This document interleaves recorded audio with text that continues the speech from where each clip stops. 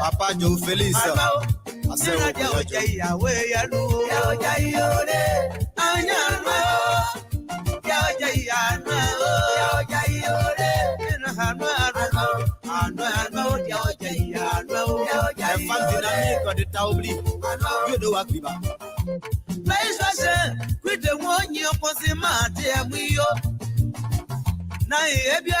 Présidente Gay Marie.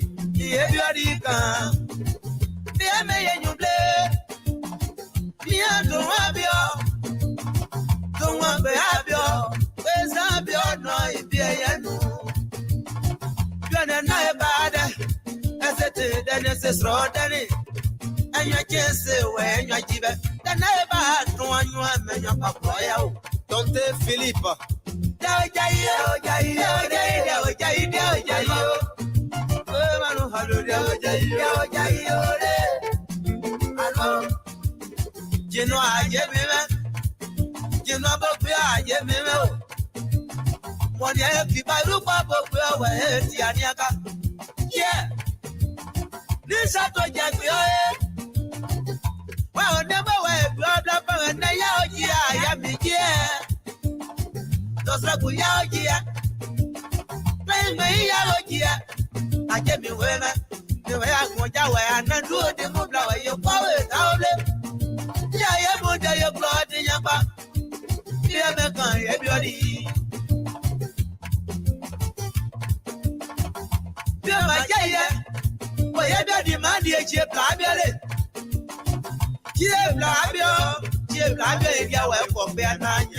Docteur Bayeto.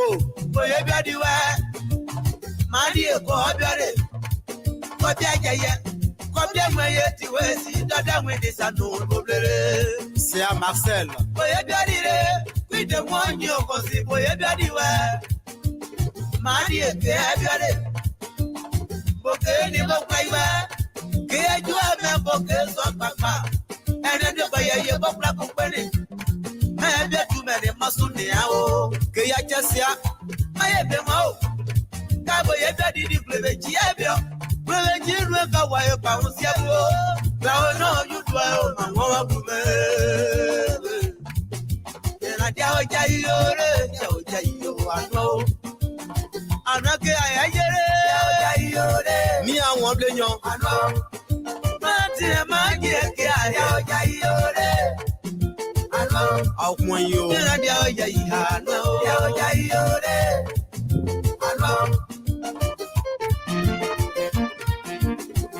Well, good evening, folks. Welcome to this program. This is All Things Considered. I'm Alphonso Zean Soe. Right here, this evening at the New England Bureau Desk of the Library Public Radio. Our team of analysts and contributors are going to be joining us right here into this conversation.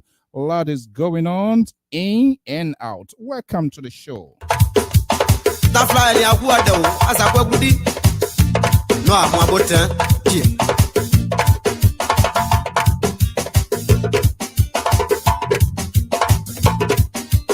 Spi Laurent, Spi Antoine, Keina Paul, Paul Wallace.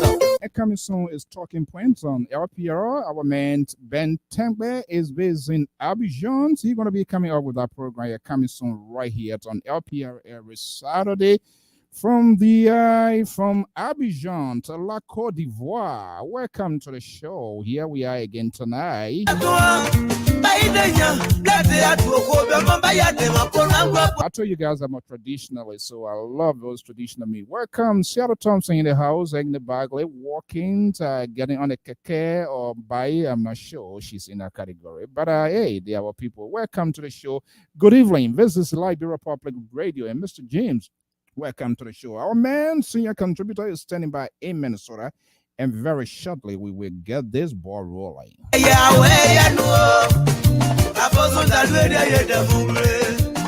This song says we should put our hands together. The politicians are they? Can they do that? No, everybody coming with a crab finger hands, pulling people. My man is dancing. Really, Papa, pay your plan, George. let's hold it together. Let's hold it together. That's what the song is saying.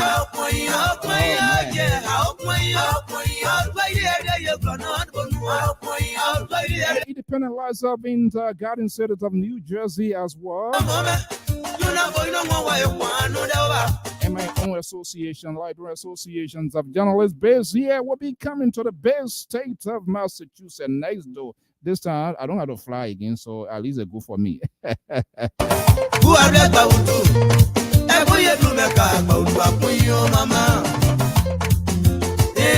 very shortly we're gonna get a program. Let's have some.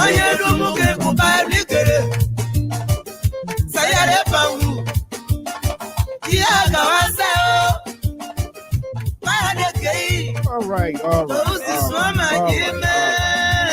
a beautiful song here. This is all things considered of the Liberia Public Radio and Lpr-Tv. Right here this evening.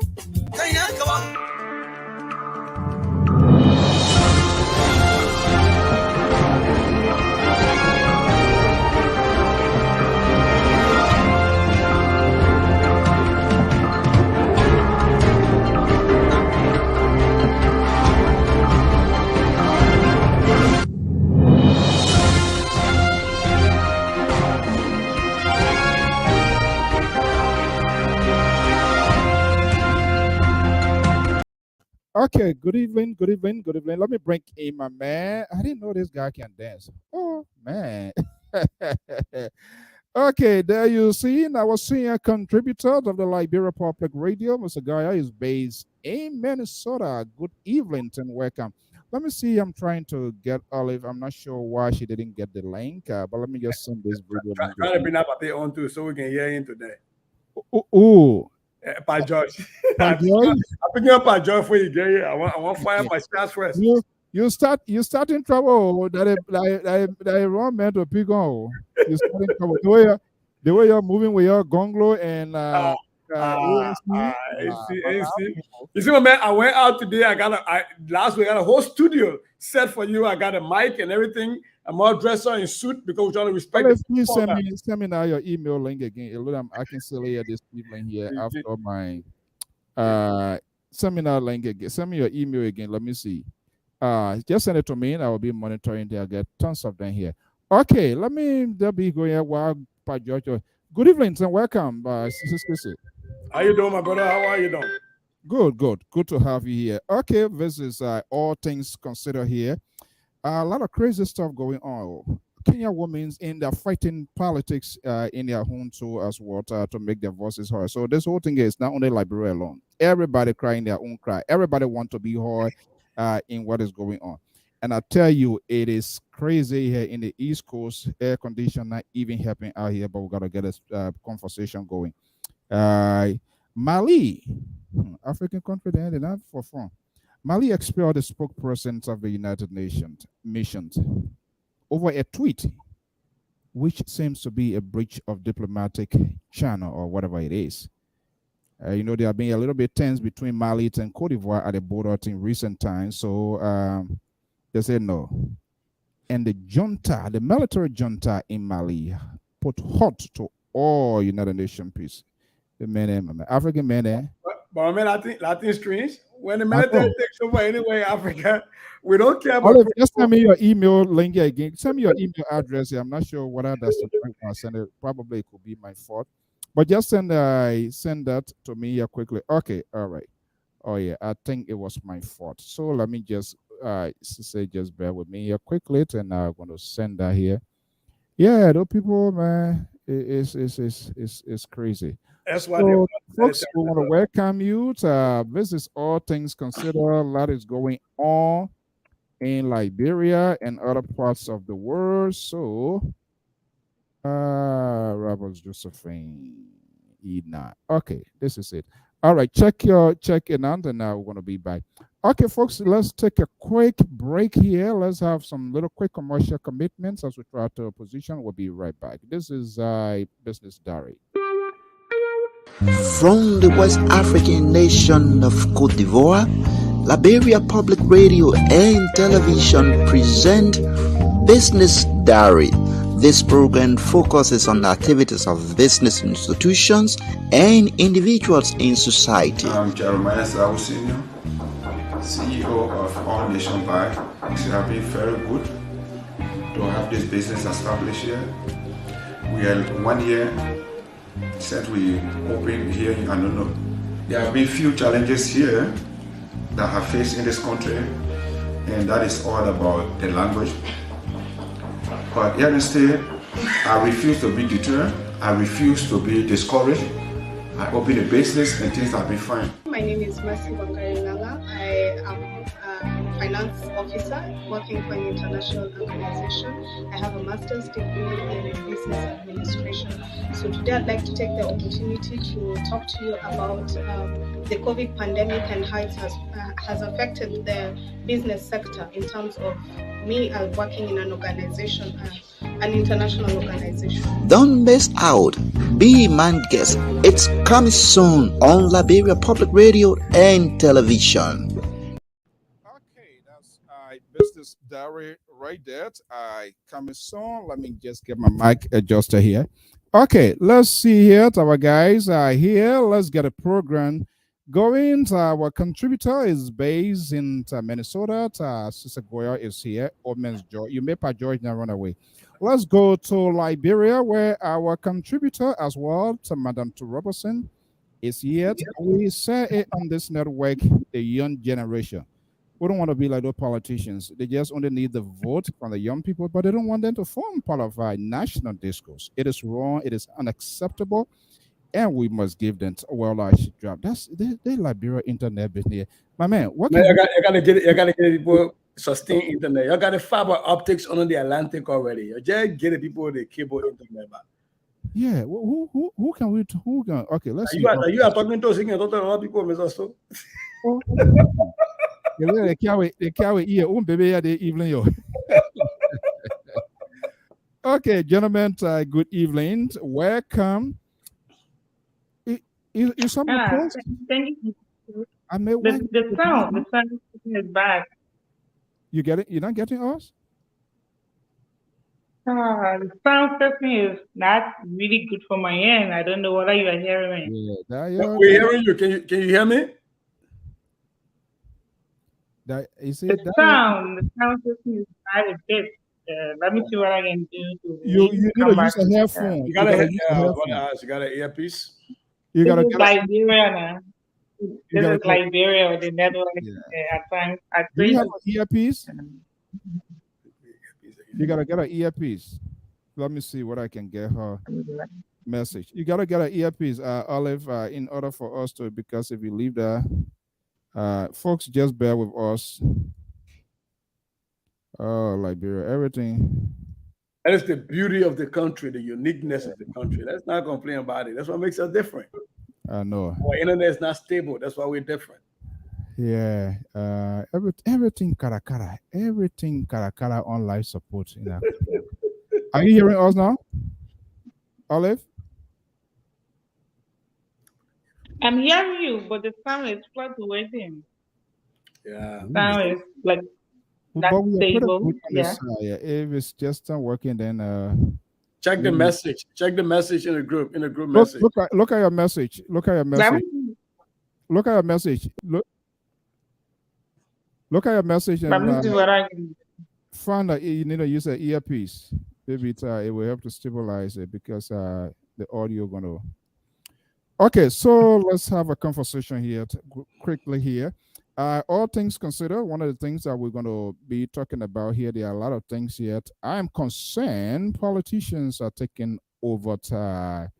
You see, are politicians trying to dominate media, the danger and its long-term implications? The dual citizenship deal in Liberia, is it enough? What is lacking? Okay, so let me do quick editing here. What is lacking? So okay, so we've been monitoring here. So let me just bring you in here. This whole thing here we've been talking about here for quite a long time now. We are hearing say it has passed, but with a lot of restrictions. Has that done enough, Mr. Goya? I didn't see anything to suggest that you and I'm not sure whether you're a citizen, whether we're going to vote or what the situation going to be here, but they are telling I can't be Minister of Finance, I can't be representative for Grand G there, you can't be senator for Lofa County. Are you concerned with that? Absolutely. But okay, so full disclosure, I was the campaign spokesperson for the current EULA administration during the campaign. I also served as this region, the northern region representative for the dual citizenship campaign on Emmanuel Weti. Having said all of those, I am saddened by what people are celebrating. If you look at my Facebook page, I've not celebrated this because I think this is mediocrity that we're celebrating, right? You are telling me that dual citizenship is legal. The only thing that you say to me is $125 to buy visa. That's the only thing. You are telling me that a Nigerian who was born in Nigeria but naturalized as a Liberian has more rights than me, who was born in Zozo, Lofa County, but has become an American. And you were somehow trying to convince me that the Nigerian has more loyalty to Liberia than I. Gedwoba Sise Goya, the real money that was born in Zozo district. I found that funny. And so these people who, the EULA and everybody who was celebrating this and they're posting it on Facebook, they are doing a bait and switch with the Liberian people. They're pretending that we're idiots. And like the people in Liberia can say nobody's stupid here. We're not stupid here. What are all of the restrictions? They keep talking about, if you look at everything EULA put out, Mr. Soe, they are talking only about you cannot be NPA, you can't be put authority, and you can't. No, tell me everything. Why can I not be put authority? Why?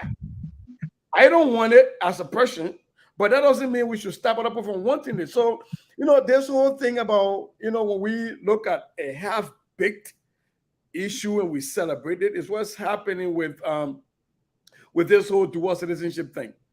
Give me my rights back. I'm not telling you I want to be president, but I'm telling you what is at the National Port Authority that you tell me I cannot be a managing director at the National Port Authority. What is there? But a Nigerian-born citizen who naturalized as a Liberian can be there.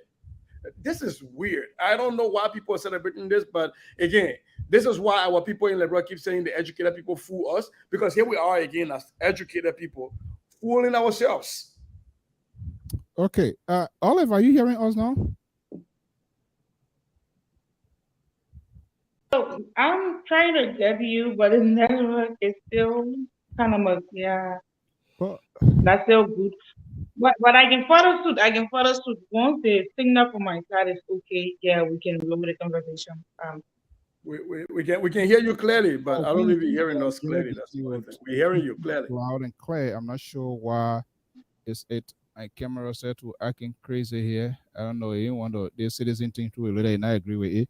But are you the dual citizenship is also that's why you're fighting you right now. So why are they breaking this into pieces? What is the strategy? Are they also considering the fact there is over 17 countries in Africa? They have this. Our own next neighbor, Sierra Leone, all of these people, they are voting. But mind you, the funny thing about it, we have very people here who support these people, who financially empower them. They don't ask these people what they represent, what is their own political interest. First, before I support you, Joe Blow, I got to know my own political interest. All right? These conversations are not held. Whatever reasons, they just fall in love with their political ideology without asking all of the do's and don'ts. And here we are now. And people kept making reference to this one Ellen Cochran. issue. I'm not sure what it is we can still argue about, because there are a lot of tons of early cockroaches in Liberia. Outside of Liberia, we have them here, and they are all working free in places here. What is the real motive? Are they looking at the current, if the sort of innovations they're going to bring to Liberia, the new generation, the young kids here, your daughter, your sons, my daughter, my sons, and all of the other people here that are even willing to work to go? There are a lot of co-workers. There are a lot of, some of them Nigerian Sierra Leoneans. Guess what? They were volunteering going to their country because they know they are part of the system. But we are created at red duct tip line. They can be this, they can be this. And I agree with you. I don't see where the celebration is coming from. Mr. So, and this is why I'm hoping one of these days we'll bring Eula on this platform. I sent an invitation to and I'll be here to chastise them. I brought this current leadership to office. We campaign for them, but like you said, we have to be able to separate ourselves when people are no longer serving in our interest. The last time dual citizenship was up in Liberia for discussion was on the national referendum. I spent money in Liberia to defeat that dual citizenship proposal. Because what their dual citizenship proposal did was to make natural-born Liberians a second-class citizen to naturalized Liberians. That hasn't changed in this current dual citizenship bill to the extent that I've seen. And the problem is they keep releasing bits and pieces. The problems I had with the last dual citizenship conversation that was on the ballot at a national referendum status was, if I'm sitting here, I just got out of a meeting, Mr. Soe, where we are laying out the Minnesota math standard, K-12. It is a statutory requirement every 10 years that we have that conversation. We either rewrite or we revamp kindergarten to college career readiness. If I leave this America, having led that team as a coach here and go to Liberia, and somebody tells me that, Mr. Goya, with all of your expertise, you can only be a director, even though you're more qualified than I am. I will come to you for the expertise and take it up the stream, but you can only be a director. That is disrespectful. That is academic disrespect, right? But let's forget about that. Let's even talk about women's rights. In the current dispensation of the Liberian Constitution, when it comes to, as it refers to immigration, me as a man, I can have children and I can pass on citizenship rights as a man to my children that I'm having. A Liberian woman does not have that same right, according to our constitution, to pass over citizenship through birthright.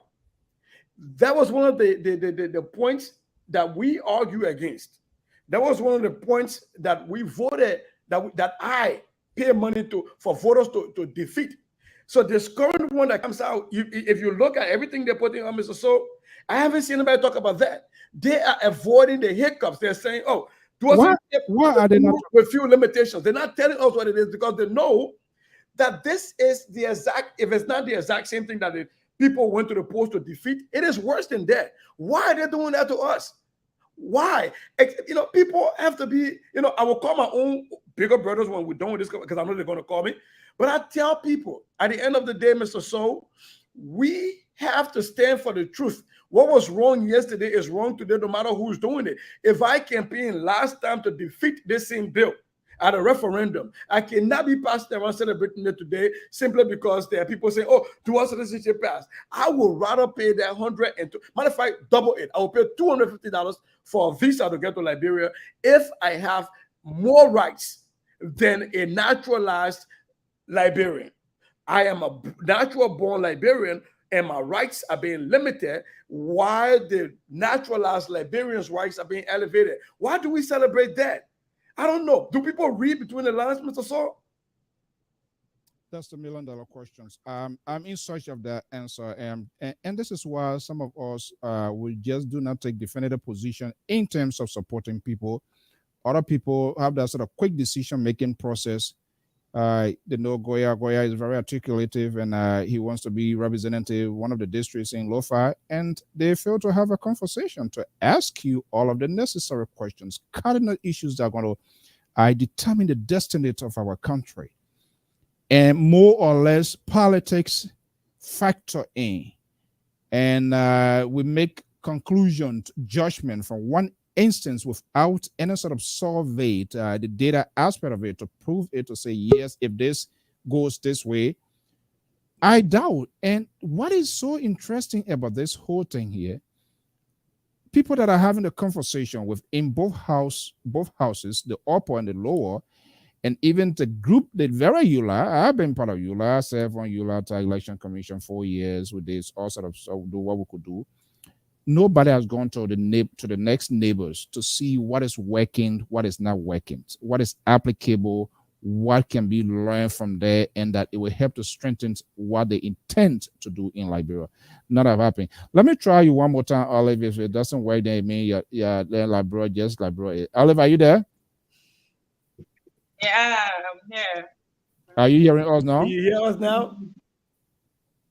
Yeah, I'm hearing you now. This is the country we find ourselves. I didn't want it to be a conversation between the man and myself. He want to create problem. Thank God you're coming in. Okay, so what we are talking about, you've been following, is this dual citizenship in Liberia. Are you getting me? It sounds like going bad again. Okay, let me ask. We're talking about dual citizenship. Can you hear me better than you can hear Mr. Soe? Oh Lord, this guy, he's trying to get at me. Of course, you want to replace Soe? No, my man, I'm running campaign here. Olive, I think if you can hear, or then that's just Chris's situations. Very sorry about that, man. We're gonna do it. So, yeah, while some studied, why they cannot tell us some sort of empirical data to say, yeah, we would do X, Y, Z. This is what we're gonna. Or people are just having this sort of conversation and decide to make decisions on your behalf, on my behalf, the rest of the library, and that is just cool with other people. What is the fear here? What is lacking here? You know, the same question we asked about the CDC not having a bigger tent. You know, the last time you and I were here, we talked about FIAMA, right? And Buka, and opening FIAMA, and Buka become prey instead of predator. It is not unique to the Liberian experience in Liberia. It happens with the Liberian experience in the diaspora. That's a fact. You know, there are groups, and from the last elections, when the dual citizenship question on a national referendum was defeated, EULA cannot tell you that they went back and did a survey, a study, a reflection on what went wrong, what was right. How do we go back to engage? They didn't do that. I am sincerely, Mr. Soe, disappointed that people who ought to know better are sharing this thing in so many chat rooms that I'm a part of. And I have people even sending to my inbox telling me, finally, what your work for has passed. And I say, I didn't work for this. I am the coordinator for the Midwest for dual citizenship. This is not what I advocate for. This is not what I ask for. And when people are releasing, if you look at even, here's another sad part, Mr. Soe. Even the media houses in Liberia, they're releasing dual citizenship have passed with restriction, among which are the Port Authority. That's it. They all just copy and paste it. Like, you know, somebody wrote one thing and everybody just copy and paste it. Amongst which are the NPA and what else? What else am I, Mr. Soe, not qualified as a position to hold in Liberia? What else?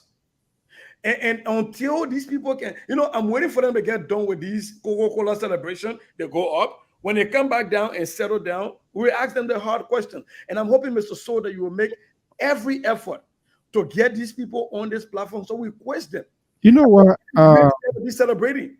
I call Comrade Shehu Kamara, who happens to be the current president of the union. They have been extensively involved in the conversation, and I hope to maybe get to eminent Weti, and not just only that, some of the lawmakers, and because they still have not unveiled. There are a lot of unknowns, and We're celebrating secrecy, Mr. So. yeah, it's just something. But that Comrade Kamara is not well today, so we table that. Olive, are you hearing us now? Yeah. Okay, good. Okay, quickly, let me make use of the time while you are hearing us. I'm quite sure you, as a young person, you always involved in a lot of national conversation and stuff. The dual citizenship. Let's know your positions. You are at liberty to tell us exactly where do you stand, how you feel. I'm not going to do anything to you. That man there, he's trying to make friends. He's not going to do anything to you. He's just trying to another form of or trying to get you over here. But on a serious note, where do you stand on this dual citizenship? Is that something you find interest in? And if so, what's your position? Yeah, so the dual citizenship, yeah, that was part in the bill. I endorse it as a person because I feel that there are many desperate Liberians. Yeah, go ahead. We're hearing you.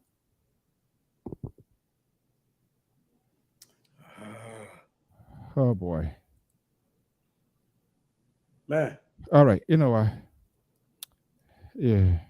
Yeah, nothing we can do. I would have loved to hear her perspective because she lives on the ground, you know. Yeah, and yeah. then, these are two different conversations from us here. We're doing some work at the studio there. As soon as completed, maybe the studio said the internet said to all more money. It's crazy, and when you tell the people to go fix it, they can't do it.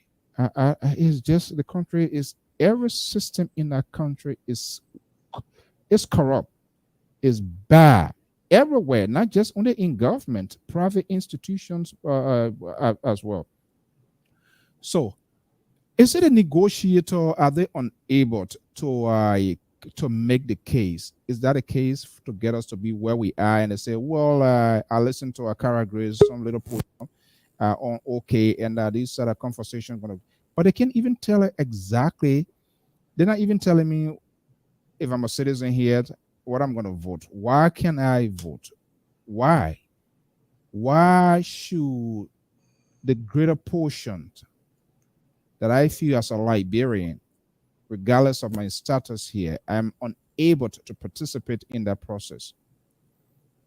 So, Mr. So, this comes down to intellectual laziness. I sincerely believe that the coalition, however we want to call themselves, that is been advocating for dual citizenship, that coalition wants a win so bad, so desperately that it will settle for anything, and they settle for something worse. Look, let me tell you this: when Ellen was in power, when it is, I want she come so I can get a chance to speak because of her internet. When Ellen was in power, when Liberians were being appointed, Americans who are now Americans or foreign nationals by passport were being appointed. People were able to hold their positions without one person coming out to challenge you. Now, with the passage of this current law that tells you that you, Mr. So, cannot be managing director of National Port Authority, regardless of your experience as a naturally born Liberian citizen. Before the passage of this bill, people would just murmur. You will hold a position, you will serve your country with due diligence. Now, with the passage of this, somebody can take you to court and challenge you, Mr. So, and say, despite the fact that you are qualified and you love this country, but the newly passed law says that you, because you hold an American passport, should not be in this position. So you can be sued, and that Liberian citizen will have a standing in a court of law in Liberia. That is what people are now looking at. You know, when they talk about, now, I was so saddened when somebody that I respect sent me the message and said, well, you don't have to buy a visa. I'd rather buy visas. I'd rather buy visas to go to Liberia.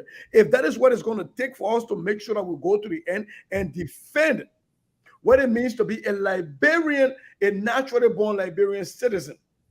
I came to this country, Mr. So, in search of peace. I've been here since 1999. I've gone to Liberia several times. I've told you that I run a non-profit in Liberia that I go and do teacher trainings in Liberia. I pay my own money. I do teacher training in Liberia. I've been doing it for the last 12 years, every year. And you were telling me that somehow, some way, that what I've done for my country is not enough to show love. That if I, as an educator, were to get to Liberia, you would tell me that there are people who are less qualified than I am, but you will give them positions over me simply because you feel that I hold another country's passport. Even though I've spent most of my money developing the mindset of Liberian educators to help Liberian students. That is the sad part about it. And when our leaders, when I say our leaders, I'm not talking about the elected leaders in Liberia. When our leaders in the diaspora can't even fathom the fears to tell us what are the restrictions. Tell me, dual citizenship path. Tell me what the restrictions are. Who did you talk to before you accepted that? Yeah, I actually extended an invitation to the national president of ULAT today, but something popped up. But we will still have to have conversation here because there are a lot of things lacking into this here. I'm wondering, are they also thinking as to whether there's a good side of it, or they are just looking at one company of it? These people that want to come out, take our job. Imagine some of our brothers and sisters here, and they have right to their opinions and view. But imagine even during the heat of the war, where there was a family reunion and people came in this country like you put in a cargo or goes into something and carrying it. Imagine a bulk of 99% of the people here, Americans, say, no, we don't need these people here. We don't want people here. Okay, let them just come here, but you're here for 1 month or 1 week, you have to go back. And stuff like that. Are they also considering the fact the integrations of people of different backgrounds? American is a perfect example here. You can be anything that you can be as long as you live within the confines of the law.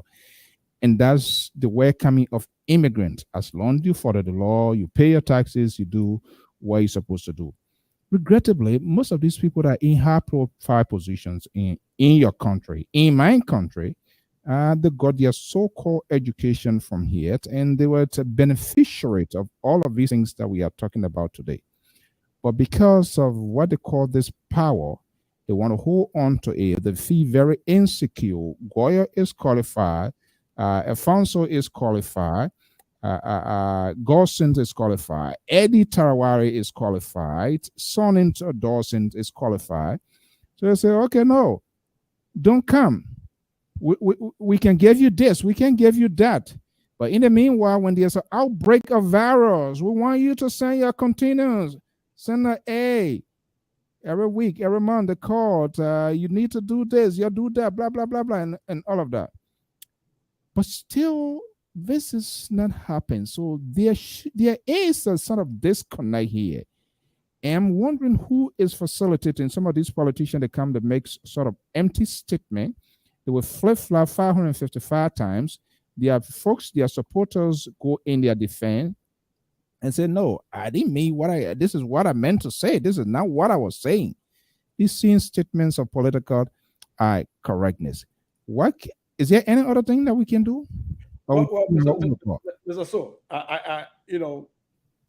everybody nowadays in the Liberian political scheme is celebrating their own criminal, right? And vilifying the other criminal. Yes, my criminal did this, but it was about your criminal. What about this is sad. But you asked a question about who do we hold responsible? I think it's about time that we start to look inward as diasporan Liberians. Who are the people that are advocating on our behalf? We can't always continue to hold elected officials in Liberia responsible. Here's the case of Eula, for example. You know, I was joking, the kid can eat your own baby. I brought this leadership. I advocated for this leadership to come to power. Shehu Kamara has spent over 40 days in Liberia, running after so many things, including dual citizenship and the Painesville City Corporation cleaning up and all the other pieces. They have been doing tremendous work in Liberia. I applaud them. But where I don't applaud them is when they try to celebrate this dual citizenship passage without telling people what are the restrictions. What are the restrictions? Let me go you right there. Let's see here what are you restricting us? Somebody might be listening here. I'm an open talking guy here. They say, but why the guy is so upset or this thing? Does he have a hidden agenda? You're going to respond to that. I kind of try to be like a switch in the minds of the people. But Olive, are you hearing us? Yeah, I'm hearing you. I'm hearing. But I pray the network there. I pray the network in Dubai. Yeah. That I can guarantee. I have no control over it. So we're talking about the dual citizenship. Yeah. So as per my views on the dual citizenship, I feel that I as an individual, I endorse it. Yeah, and I think it will be best for the Liberian society. Other people still say it's not a done deal. Even with the restrictions that they posted on Liberians. So how be it, yeah, there are terms and conditions, right? So according to the bill prohibits the people with dual citizenship of holding certain position within the executive, right? That is, and holding certain cardinal positions in the legislature.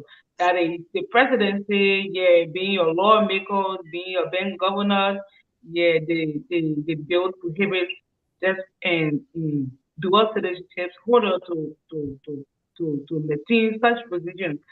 For that, I can say, but I think looking at some deeper insight and probably things that they are still yet bringing it to people, they are going to really discover into the book.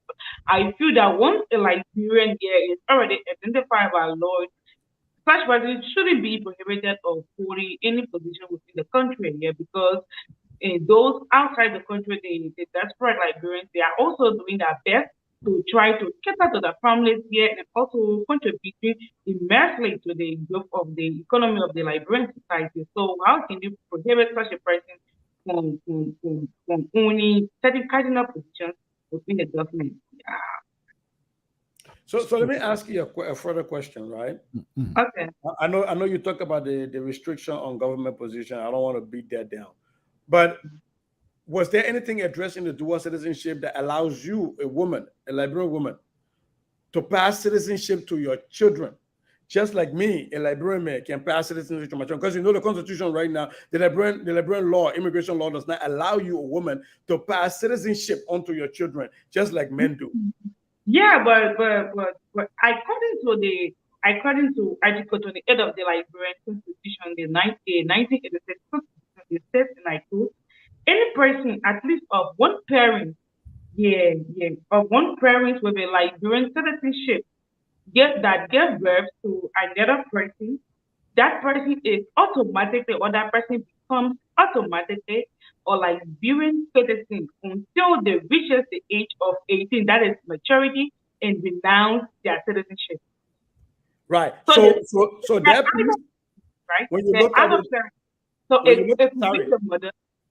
Okay, it could be the mother. It could be the father. Either parent, right? The law didn't specify it to any gender. It does in the 1979 act that prohibits dual citizenship, because our constitution, the 1986 constitution, does not prohibit dual citizenship.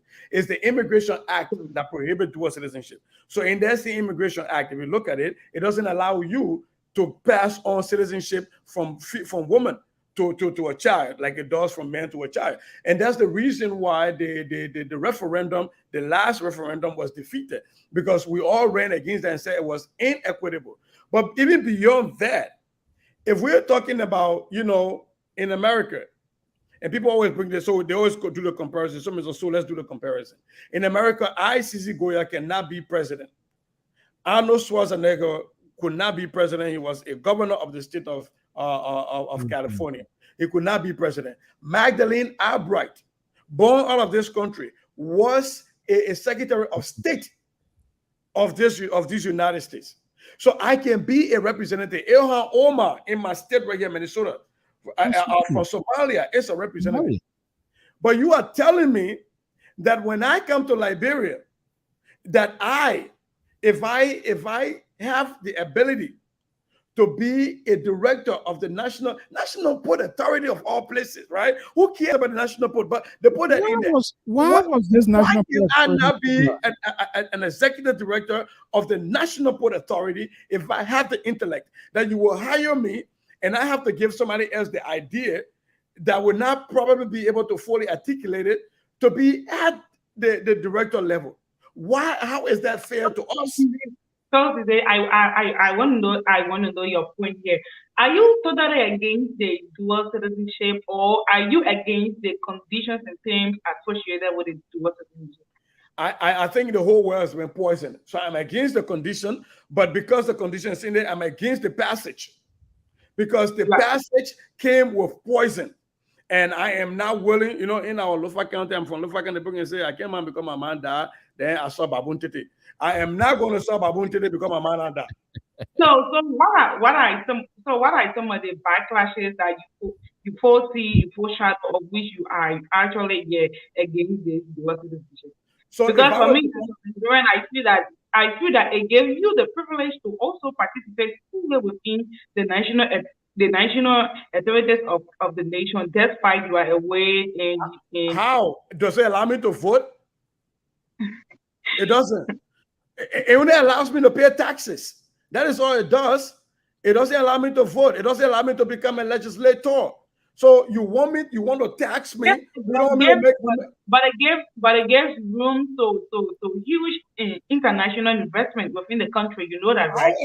Look, you are talking out of right. We're all talking about theory. I am the Liberian in America. I got my money.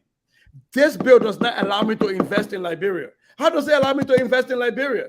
Why am I going to invest in a country where I have limited rights? According to the survey analysis of who? According to the survey analysis of the 2020 or senatorial election, there was a survey done. Who did a survey? Yeah, probably I've just forgotten, but I'm gonna get to you. Yeah, I'm gonna get to you. There was a survey done where I think it was done in 10 counties. It was done in 10 counties, and of all the 10 counties, we have Montserrat and Nimba. We have Montserrat and Nimba, like voting immensely for this dual citizenship. And we had 80% of this survey, that was in favor of dual citizenship, when they were trying to get a feedback.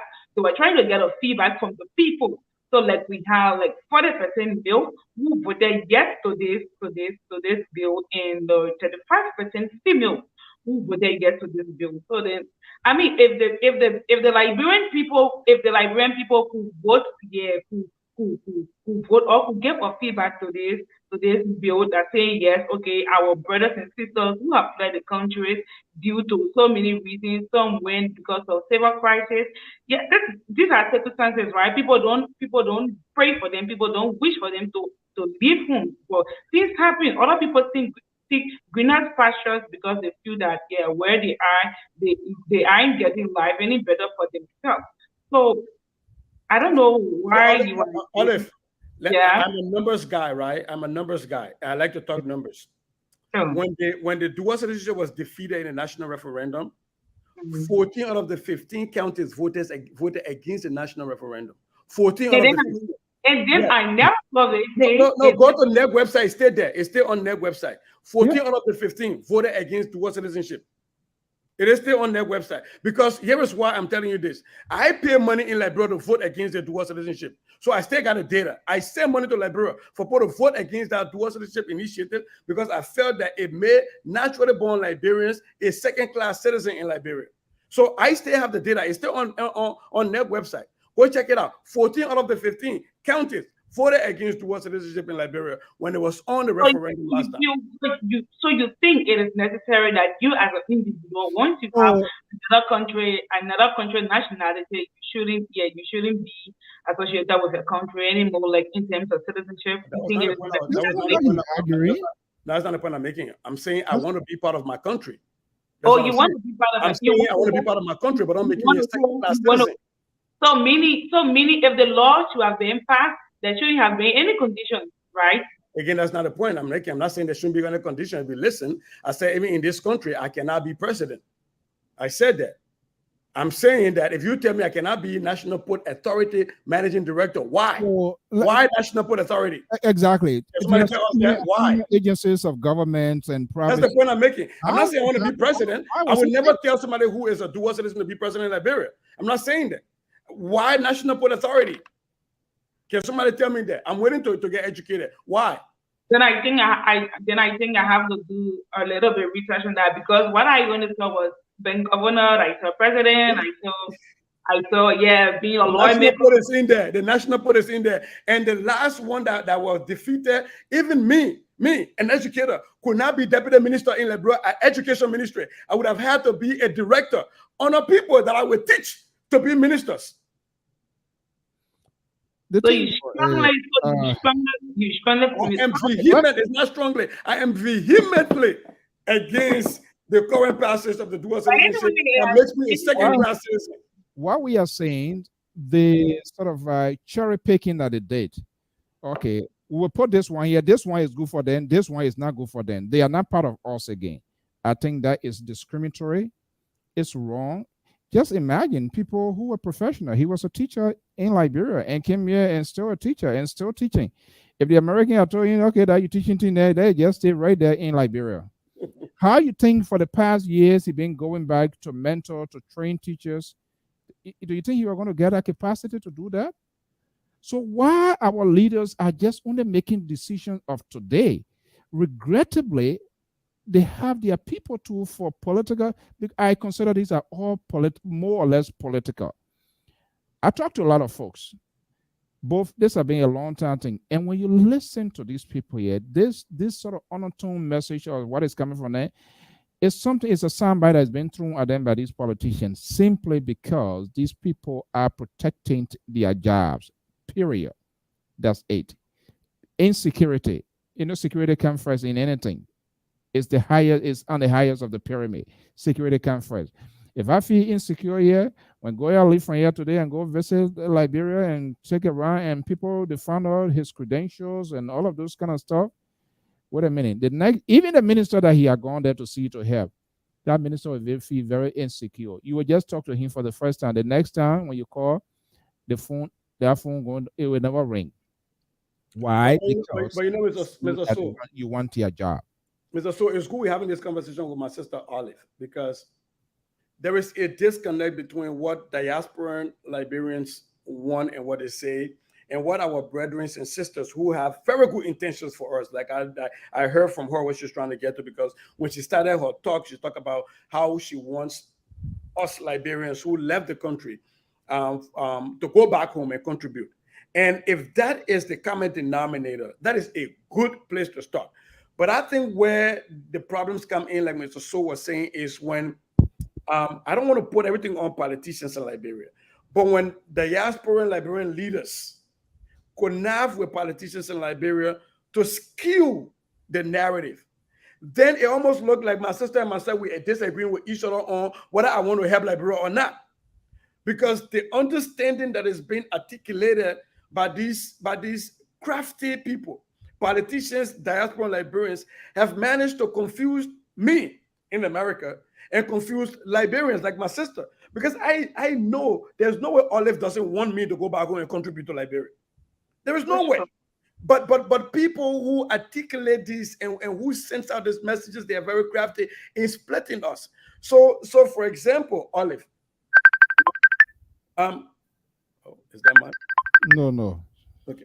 So for example, right, my sister Olive, we've been here, we've talked about education a lot. Education.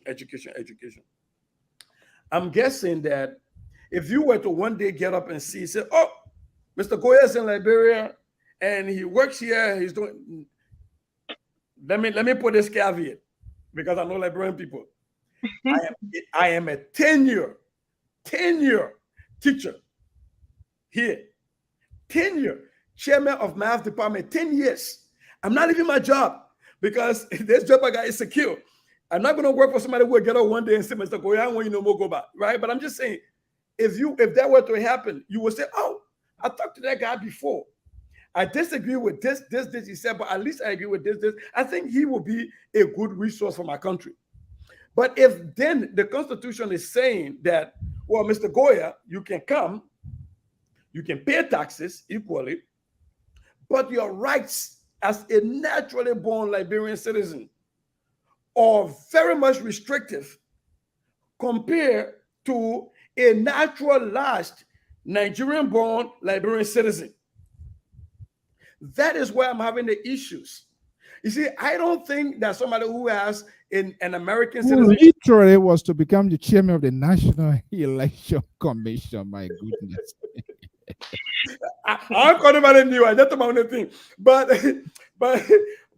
you know, if I have a problem with an American Liberian trying to be president in Liberia, I do have a problem with that. I think you should not be allowed to do that. I think nobody, even a naturalized Nigerian Liberian, should not be a president in Liberia. I agree with you on that. But where did we have these conversations to say all of the other positions that we got kicked out of? I am not qualified to be director of the national put, right?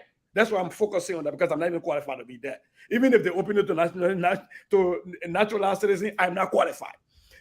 But where did we get to that conversation to say Bill Torrey can be executive director and no other naturalized Liberian citizen can be? So that's the thing. That's the thing. So the notion but then I think for me, I think this is where patriotism comes in, right?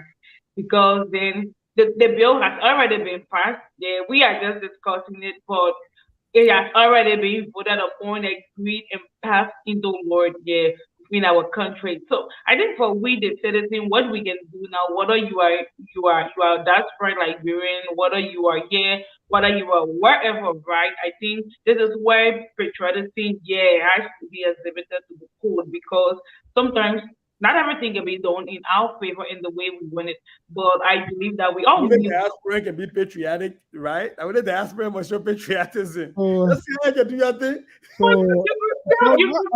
Olive is telling us here, let's blight dragon that to prevent the death. How you take something for me instead of people show gratitude? We're not going to let you do that, but please show our gratitude. But being the fact that you are being tapped from certain positions doesn't mean that you are disconnected from the entire thing. You are still like you. I hear you on my social media. I hear your sound. I want to make sure I hear your sound when you say on the thing. We'll be changing topic here. This is all things considered. Okay, hold on one second. She said, just because they say we can't beat this, we must stay our money to bro. Yeah. I hear you, yeah, Olive. I hear you. I hear your sound story. The whole thing here. We were thinking about it.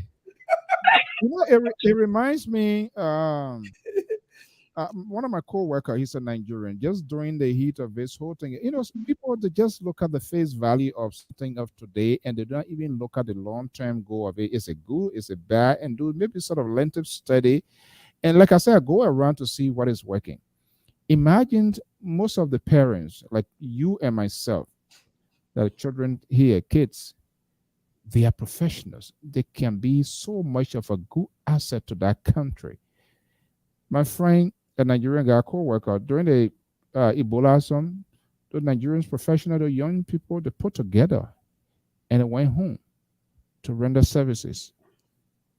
Now, how can I convince my daughter, who here now, who English, when she's speaking, say, I got to be doing and then if she gets to know that she's not, they're not allowing, even though she was born there and came here a little, and then got a status now, trying to advance herself at the highest place now, teaching at universities and all of that. And yet we have our place there, look as it is, like Goya said, and say, okay, this semester, or maybe it's on my vacation, I want to go help teacher. But then she gets to know that there's a status of limitation. Where is the encouragement coming from to go? Mr. So, I think though, I agree with what Olive said. The law is passed, and we're having a Monday morning quarterback. But I think what we're talking about is our leaders from here who are passing around the internet celebrating this thing is the conversation we're having, right? And so let me put one thing further.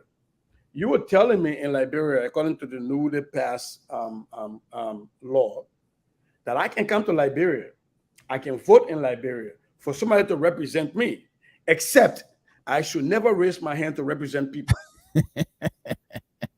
You're telling me that I can pay my taxes to fund these $30,000 money that these people get for legislative engagement, that my legislator can take $30,000 of money that I, as a diaspora Liberian back in Liberia, pay contributor to come and engage with me. But I should never dare to say I want to raise my hand to be that person to go and have that engagement. And that's the hypocrisy I'm worried about. And I'm not saying this just for Liberian politicians. I'm saying that for our diasporan leaders who are passing around celebrating this thing. Another thing that people, when people come together to say they're advocating, everybody comes with their own bias and what we want. There are some people, all they wanted was land right. There are some diasporan Liberian leaders. All they wanted was because they left Liberia and they and their siblings have been fighting over properties that was left behind by their dead parents, and their brethren in Liberia said they were no longer citizens, and they deprived them of their heritage, their right to property in Liberia. So all they care about was can Liberian Americans own properties in Liberia? And for those people, as long as that was in the bill, they were okay, because they were looking at what benefits them personally. What benefits me now is I can go back to the Supreme Court and fight my brothers and sisters for the land that they took from me on 12th Street, on 15th Street, on 17th Street, on Cheeseman Avenue, and on Coleman Avenue. Not about how it restricts Mr. Soe's children, how it restricts my children, right? I am going to retire in Liberia, whether dual citizenship passes or not. I can guarantee you that. I'm going to teach in Liberia as a retiree, whether dual citizenship passes or not. What I am not going to be able to do is to convince my children to come down to Liberia with me to do stuff, because that limitation affects people in different ways. Wow, so today, what I'm sensing is, it has a bit comical, but what I'm sensing is, I think you want to become somebody in this country. I think so, but that's why I think we need to start a support today. Mr. So now start buying her into the trouble thing. I feel telling you, and I into your trouble thing. I will continue to do non-profit work. Non-profit in Liberia. I will continue to teach non-profit. I will teach at a high school. I will teach at a university in Liberia for free. I will never run for office in Liberia. So you see, it comes back to my point. You hear what she's saying? It comes back to my point. These people wants to come and take our jobs. Where the job? Where are those jobs that people really want to take? You see, it speaks to the point, just exactly what I was talking about. People are insecure of everything, and it's just saddening because they are not taking they are not taking part, they are not taking to look at a greater job. So then this is a double standard and a contradiction. You hear what national leader, you come home to can't help, you can't let's build. You know what I like about our national leaders? They think Liberians in the diaspora only people gotta go create job home. You can't create job, you gotta work in government. Well, what gave you the right to work in government? I can't work in government. How you can't create job too in Liberia? You dead. I don't know what's supposed to create job in Liberia. Since you are awake and you have some international connections, you could do those connections. So I should tell my national connection, say, can't invest in my country, but man, when time comes, I can't go to protect our interests, just so you know that piece, right? Yeah, when time comes to run you out. Okay, we're gonna be, it's a but no, it's so real one thing. I think this is why I like this platform, because our sister here, Olive, all joke aside, she's providing an on-the-ground input in the view of how a goodbye or indifference is how people look at stuff. And this is what is missing in our communication here at the diaspora level, is we didn't gauge what our brethren and sisters think up in Liberia, and how can we go and change the mindset. We just run there, we say, oh, let's do that thing here. And then we leave them at the mercy of our communication and the communication of the elected officials, which most times they are not in the interest of the common people. Okay, we're going to continue this conversation. As a matter of fact, I extended an invitation to Comrade Shehu Kamara, and we hope to speak to other people. Hopefully they are willing. The thing about it, maybe I have not said this here. Joy, we are numbers here, I get it. All of those people, but it's so difficult in the sense that and that's another talking point we're going to be coming to. We can share notes on that. Get a real number or the one that everybody get. As well. Well, okay, that's another point here. I'm saying this to say most of those people, government officials, different people, they are reachable, but they made their own decision as to where to go. And that's another point of conversation we're going to be coming to. Let's take a quick break here so that you can get a glass of water, and we will be back. Let's see what happened here. You scare Amos George until you're not even showing oil today. We'll be right back. From the West African nation of Côte d'Ivoire, Liberia Public Radio and Television present Business Diary. This program focuses on the activities of business institutions and individuals in society. I'm Jeremiah Zawu Senior, CEO of All Nation Bank. It's been very good to have this business established here. We are 1 year since we opened here in Anono. There have been few challenges here that have faced in this country, and that is all about the language. But here instead, I refuse to be deterred. I refuse to be discouraged.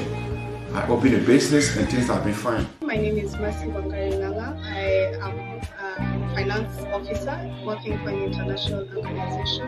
I have a master's degree in business administration.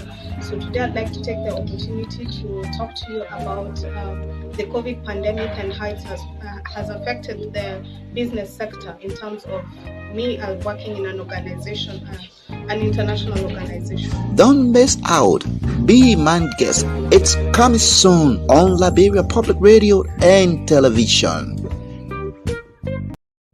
Okay, there we have it. As Business Diary, our man. Another segment of the program going to be coming on Talking Point here from Abidjan. It's part of our quest to make sure that we give a broader perspective and conversations on national issue. Okay, here we are, and we welcome. I sent this message and I told them that I'm on the air, and they don't read. You're so popular, my man. Yeah. No, it's ridiculous when you tell people you're on air and they see you in the call. I don't know. Olive low frozen though. Olive, you can hear us? Oh, okay. Yeah. No, you had your neck in one spot for a while. I thought you were frozen. Yeah. Okay, so now we elected people free speech, but I'm going to take it in a different context, and I know people are going to flip up, but you flip up and you break your nose, your teeth, is up to you. You can go find a dentist to go to. I'm worried the manner in context in which the media is being handled, and politicians. We had this conversation here before in the past. Politicians, they have successful literally to take charge of the narrative. And this is what we differ with here on LPR, to take the narrative from them so that we would take a hold of the conversation. I saw recently Senator Darius DeLong, out of the sitting senator, now is conducting a talk show with major opposition actor.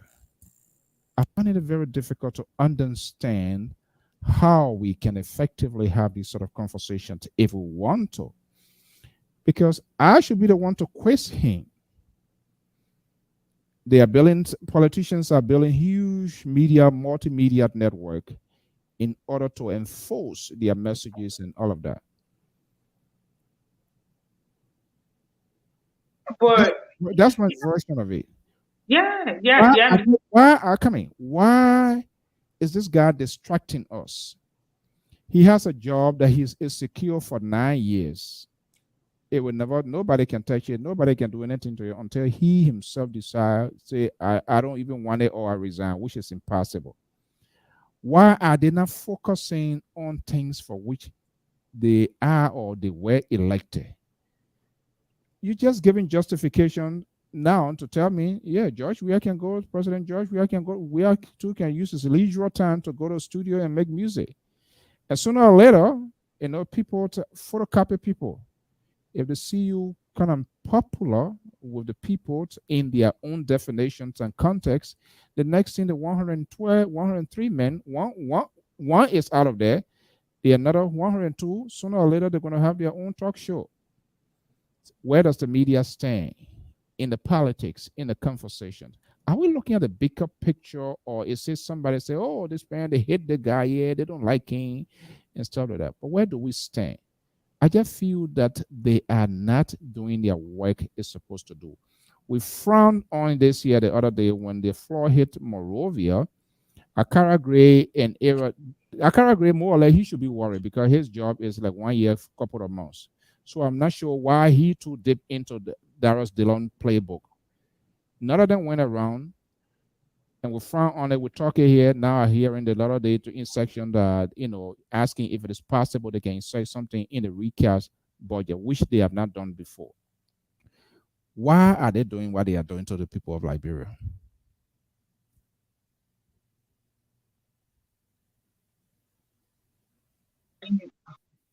So for me, I believe that the media is more powerful, right? The media is very, very powerful. So once a person, Oh, sorry. Go ahead.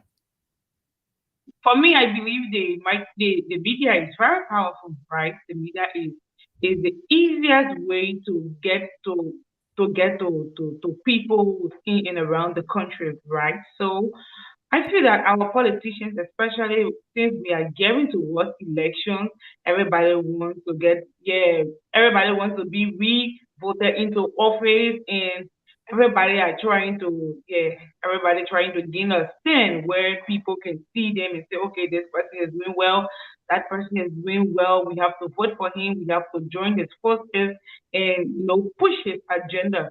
So nowadays, you tend to understand that the media is not free. Yeah, at times people can say the media has to be free and fair, but it wouldn't take like few platforms like yours, Mr. So, to say that the media is free and fair, where people can come on show and talk openly their minds and talk directly to the issues without being biased or without buying sympathy, right, from anyone. Because obviously, our phones weren't recharged by any politicians like give them money for recharge card or give money to keep this show running.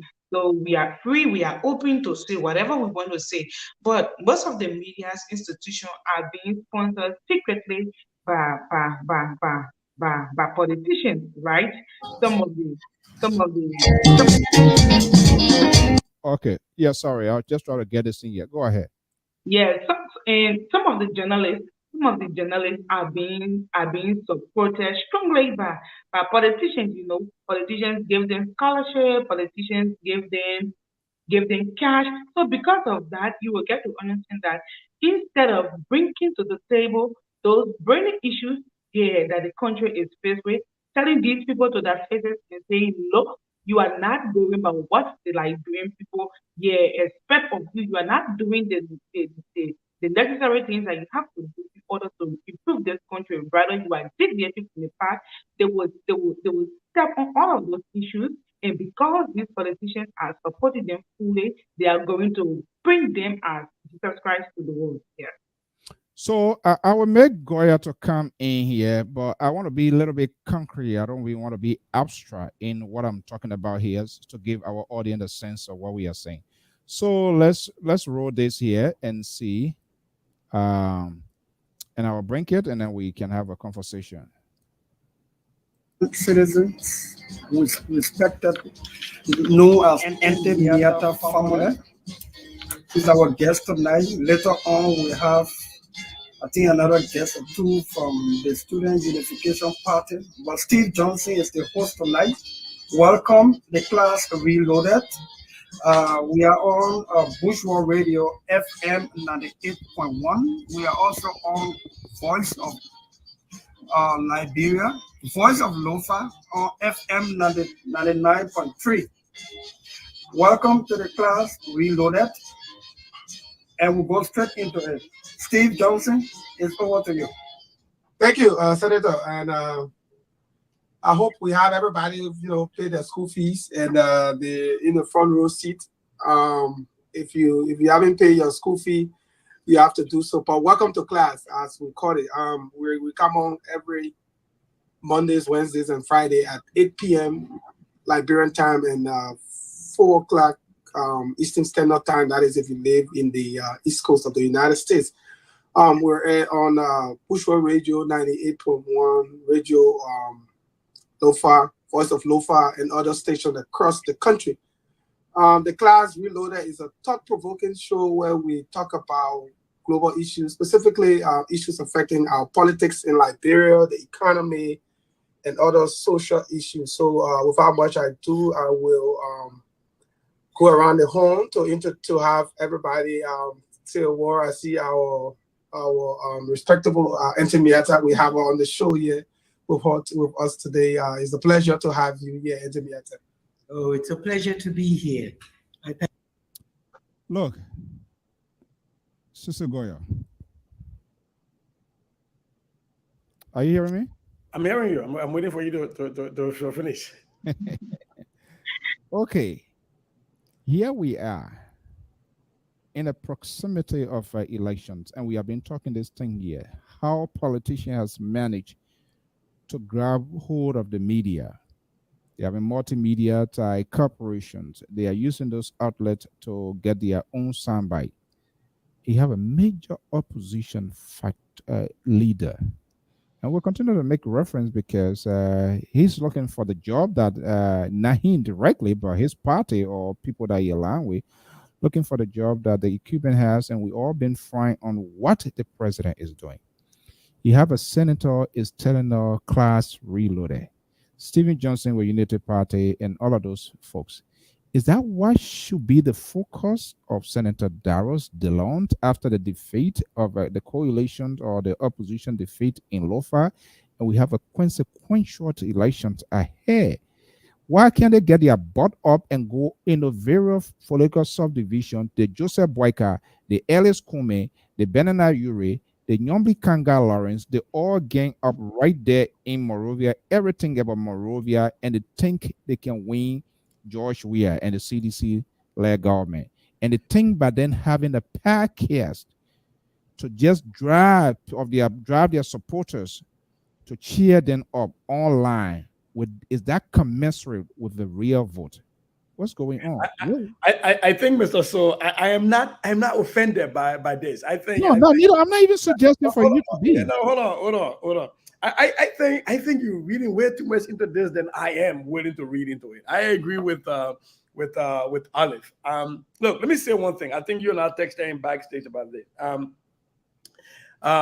Darius DeLonde, Mo Ali, Jefferson Koji, everybody, Findabondo, they are all citizens of the Republic of Liberia. Mm-hmm. Their rights to free speech is protected. Regardless of the position they hold, their rights to free speech is protected. Look, we can look at this in two different ways. If I look at this as a politician, this is genius. In America, Trump utilized Twitter to move a lot of electorates. Barack Obama utilized the social media as the first president to do that, to move a lot of electorate. When you feel that your message is getting clogged up in the media landscape, as a politician, it is genius to get out and create a new channel so that your message can be clearly heard. I don't see, I don't see the kerfuffle about this. Where is the tiger? Who are the tiger base? Darius Delon is being a politician. And if Darius Delon were to come on this platform, and if we were to ask him to be here for 3 hours, you and I won't be offended that he's here for 3 hours. We're asking him. But why are we offended that he will go on his own platform for 3 hours, the same amount of time to articulate? But do you think? Okay, so let me cut you right there, right? Let me cut you right there. I think there are so many trending issues within the country now, and especially his county here that he presides over as a senator. So do you think? I think Mr. Soe, if I'm trying to really dive into what Mr. Soe is driving at, is should this be one of the cardinal issues, or that need address of indignation right now? On the social media and forget about social media. The man tried to get a radio station. He was denied. Patrick Honda tried to get a radio station. He was denied. So let's not forget that. And so if the way to go around that denier, don't forget this. In Liberia, you have a Ministry of Information, Mr. Soe, and the sole purpose of the Ministry of Information is for government propaganda. And so if the opposition is to be effective, it's supposed to be equitable and viable, you have to find a way to have an information channel. If this were a country where we didn't have government-sponsored propaganda, as in the Ministry of Information and what these guys do, Kwame Opare do at the other places, then I would say let's have a conversation about this. But you have a ruling party, and this is not just we are alone. Every ruling party, including Ellen and everybody, have had a Ministry of Information. So you are telling me that it's okay that I can call Sir Joseph to come on this channel and have a 3-hour question, but Sir Joseph should not go on his own talk show for the same 3 hours and have a conversation? I don't think so. I think that as politicians, your biggest work is to articulate to your people unhindered, what are you doing? What are your missions? What are your vision? And if you think that the established channels will clog up your messages, it's allowed to go out. Look, here in America, Sherrod Brown, Senator, Ohio, had a talk show here in America, a podcast that he will go on to have his own conversation. So why we are so offended about Darius Delon going somewhere? Here is the problem. If I listen to, if I listen to Spoon TV, Spoon Radio, Spoon FM, and I listen to Freedom FM, Freedom Radio, and all those pieces. If Darius Delon feel that his message does not get through there, then he has the right to create a channel. Here is the problem, though. Liberians' electorate ought to be able to understand that when I go to the reloaded classroom, I'm understanding a one-sided perspective. When I go to Freedom Radio, I'm understanding a one-sided perspective. When what's the representative? Thomas Fala. When Thomas Fala announced the election results of Lofa County on his channel, his local radio channel in Lofa County, we didn't have a problem with that. Edwin Snow has Puma FM in Bomi County. But there's a different thing here. And we have that is not different though, because if you're running against when you're running against Edwin Snow in Bomi County, you don't get to advertise on Puma FM. That is a fact. Which is wrong. Well, we haven't talked about it, but we're all in arms about coming on Facebook. No. Yeah, we talked about it here in the past. How financial violence and the politicians are taking hold of the media industry, making it very difficult for the ordinary Liberian to understand what they are saying.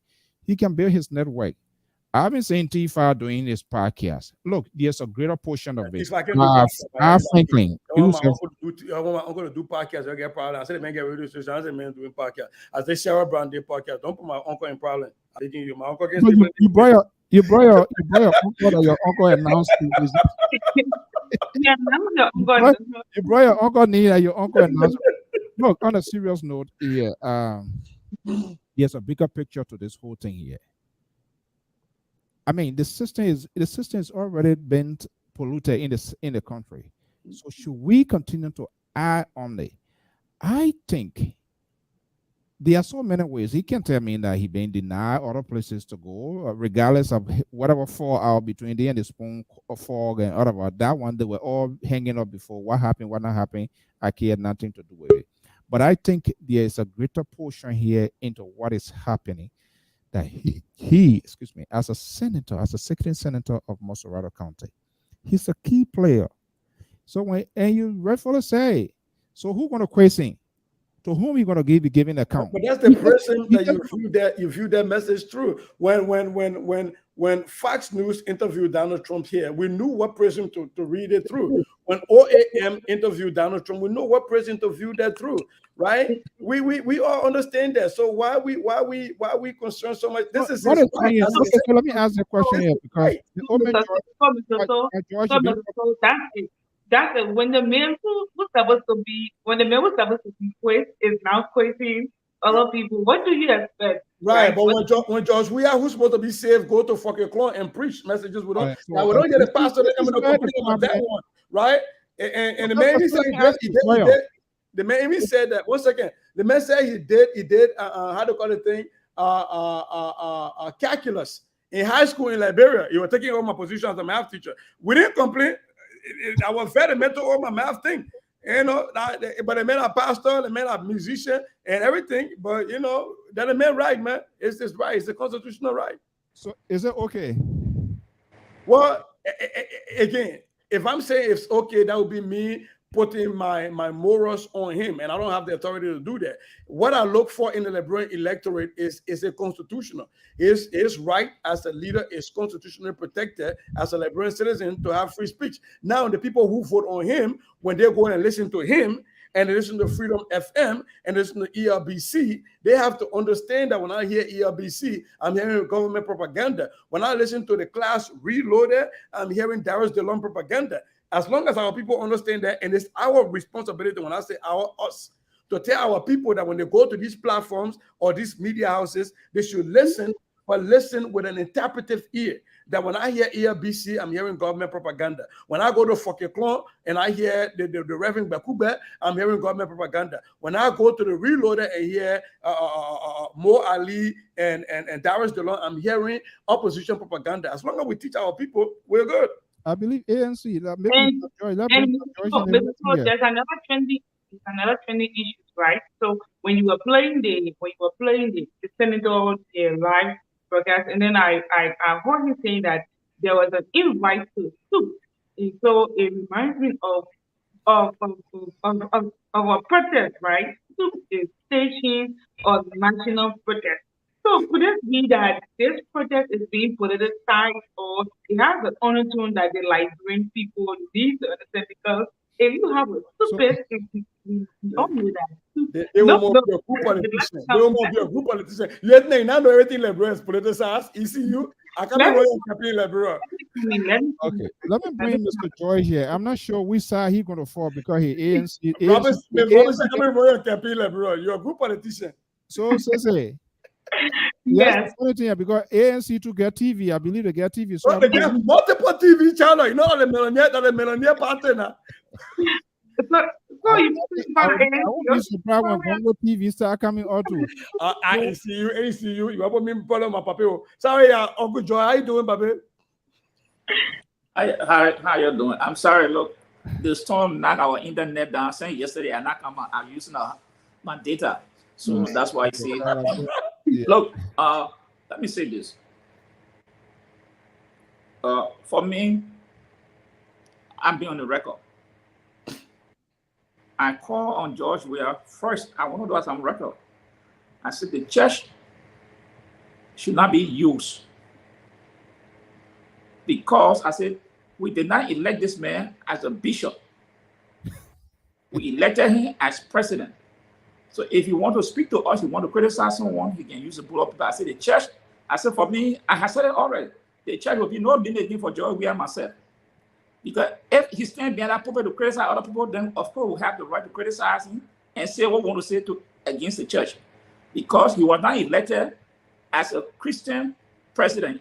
He was elected president for Liberia, and he has an office that he can address the Liberian people. He go and hide behind the church, and he criticizes people, and you see people clapping. Now, to the issue of radio station owned by politicians, I have said it before again, and I will state my position. The Constitution gave everybody the right, free speech. But there is a trend that is taking place in the country, and we have to start calling on people to take a critical look. All the senators, ministers, almost, they got radio station. The message geared toward themselves. It's not for the people. It's all about themselves. The people that work for those stations work at the pleasure of the owner. They say what he wants them to say. So all the radio stations, whether ANC or if they have one or they are not in the interest of the people. They are working for the masters. So everything that comes out of the mouth, the electorate or the Liberian people should cross-examine them.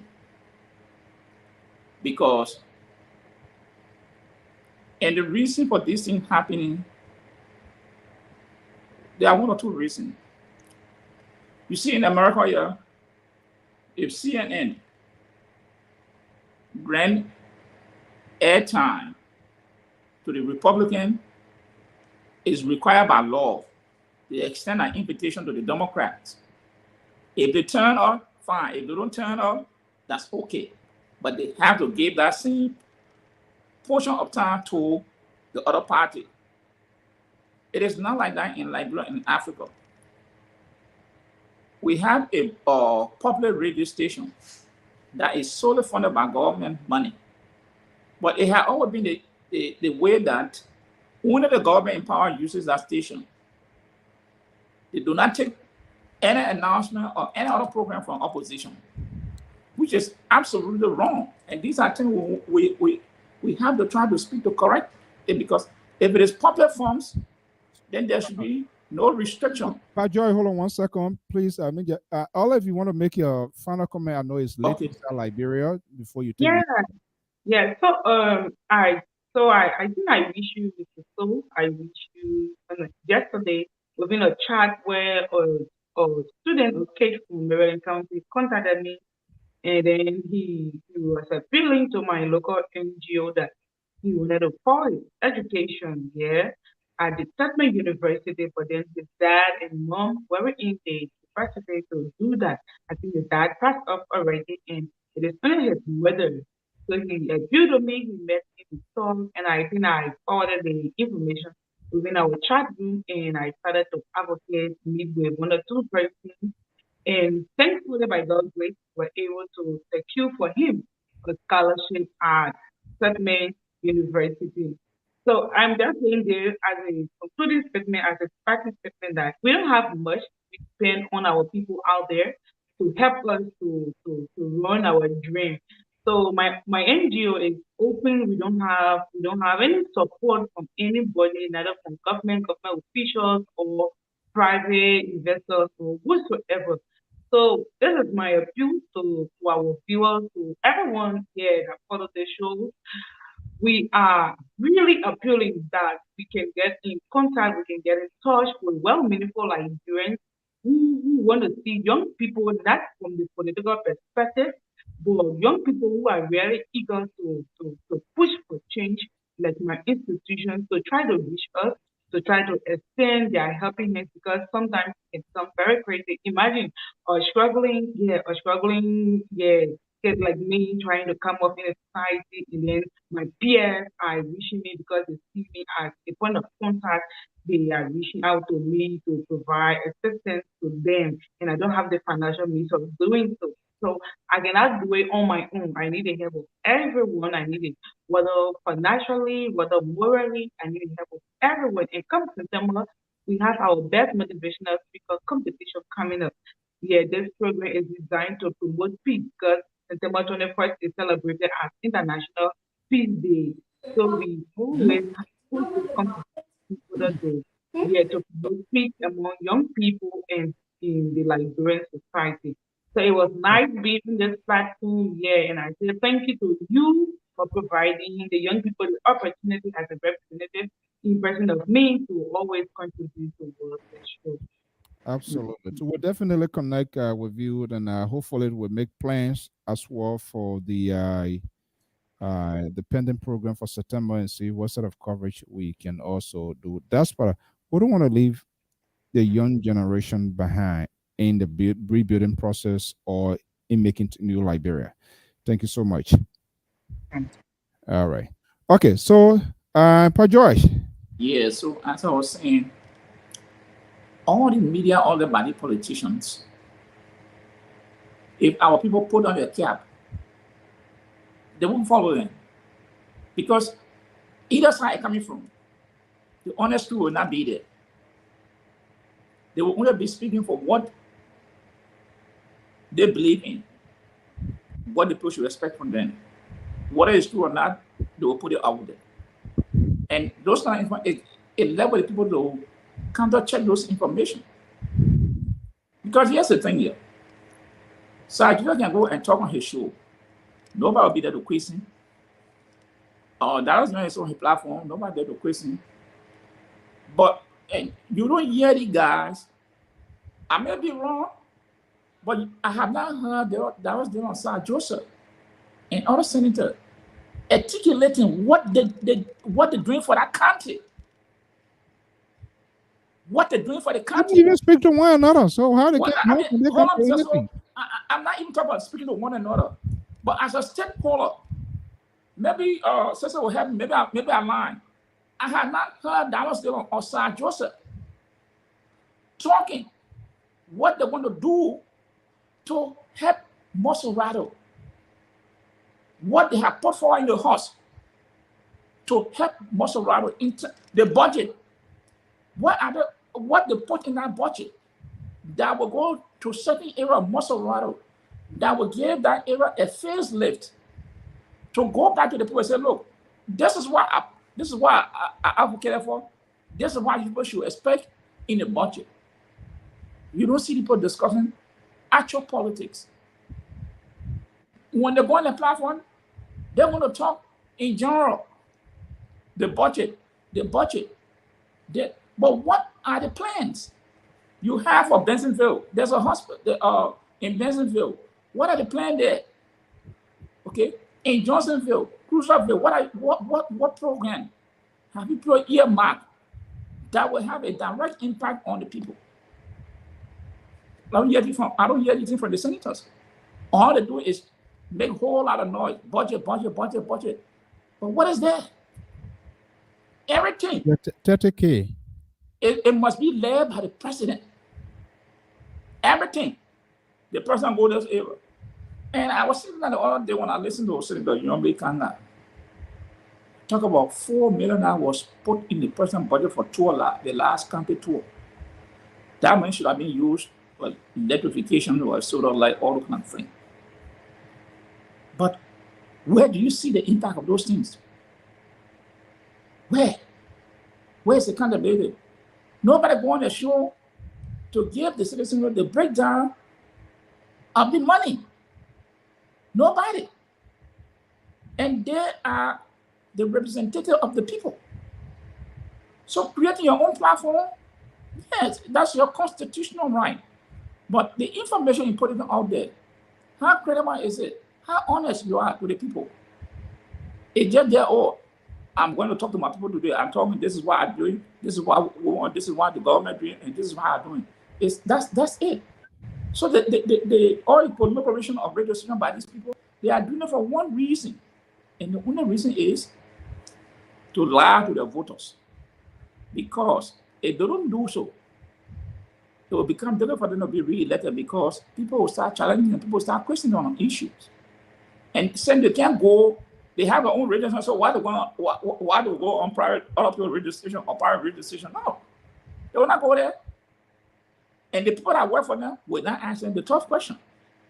Because the man is providing your daily bread.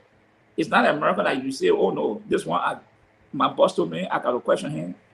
It's not appropriate, so let me ask him why. No, it's not like that there. Let me put a number on here. Okay. So the creation of radio station, for me, it's just my own personal aggrandizement to tell the electors what they want to hear, whether it's true or not. They just put it up there. That's all. This the political version of radio station as well. But again, it's illegal. I mean, it's completely legal to do it. So I cannot. So it's not the time. So Mr. Soe, I've allowed my papa to talk plenty on the thing here. You know what? Here's my thing I see. When you allow ANC people to talk, they will talk and go around and ignore the one problem they got. When is the last time that Alexander Cummings has been opened up to independent journalists? So when we are talking about this thing, let's talk about it holistically. This thing starts at people who are running for presidency, all the way down to the person running for dog catcher. If everybody goes to the echo chamber, then who are we here trying to complain about? Miss, you know how many? Hold on 1 second. Let you finish. You know how many talk shows that are on Facebook for ANC that Cummings go to? When was the last time he went to CDC talk show to take some conversation, or to Unity Party to take some conversation? Let's be fair. Okay. With that point, Darius DeLong and his crew have the constitutional right. And what I say here is we got to be able to teach our people to know when you go to Darius DeLong TV, you have to be able to make sure that you can understand the message coming from Darius DeLong TV, that is a propaganda from Darius DeLong. When you go to ERBC, understand that is a government propaganda. When you go to Joe Boakai and the ANC 5,000 chat rooms, that those are propaganda.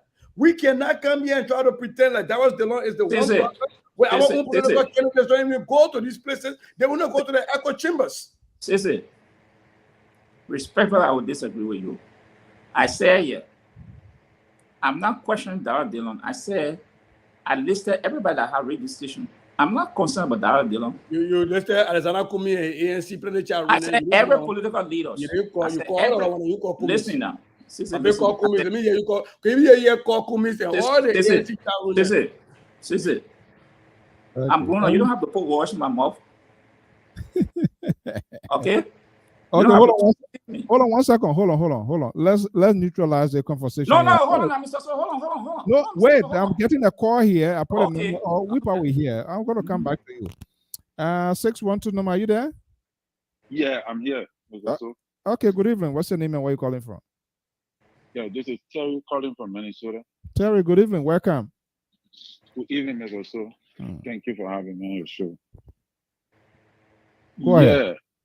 Yeah, I think that for me, I support DeLong platform, even though given the position he's in right now as a senator, one will say that he don't need to do what he's doing. But also looking at the condition of the country right now, if you look at all the media institution is somehow under the control of either George Weah or Alexander Cummings, both in the diaspora and in Liberia. I mean, most of the media institution. Look at the election that just took place in Lofa County. Look at what happened. We don't even hear any media really discussing the election that took place in Lofa County. The fraud that went on. Next saying that, there's something will happen the next morning for them.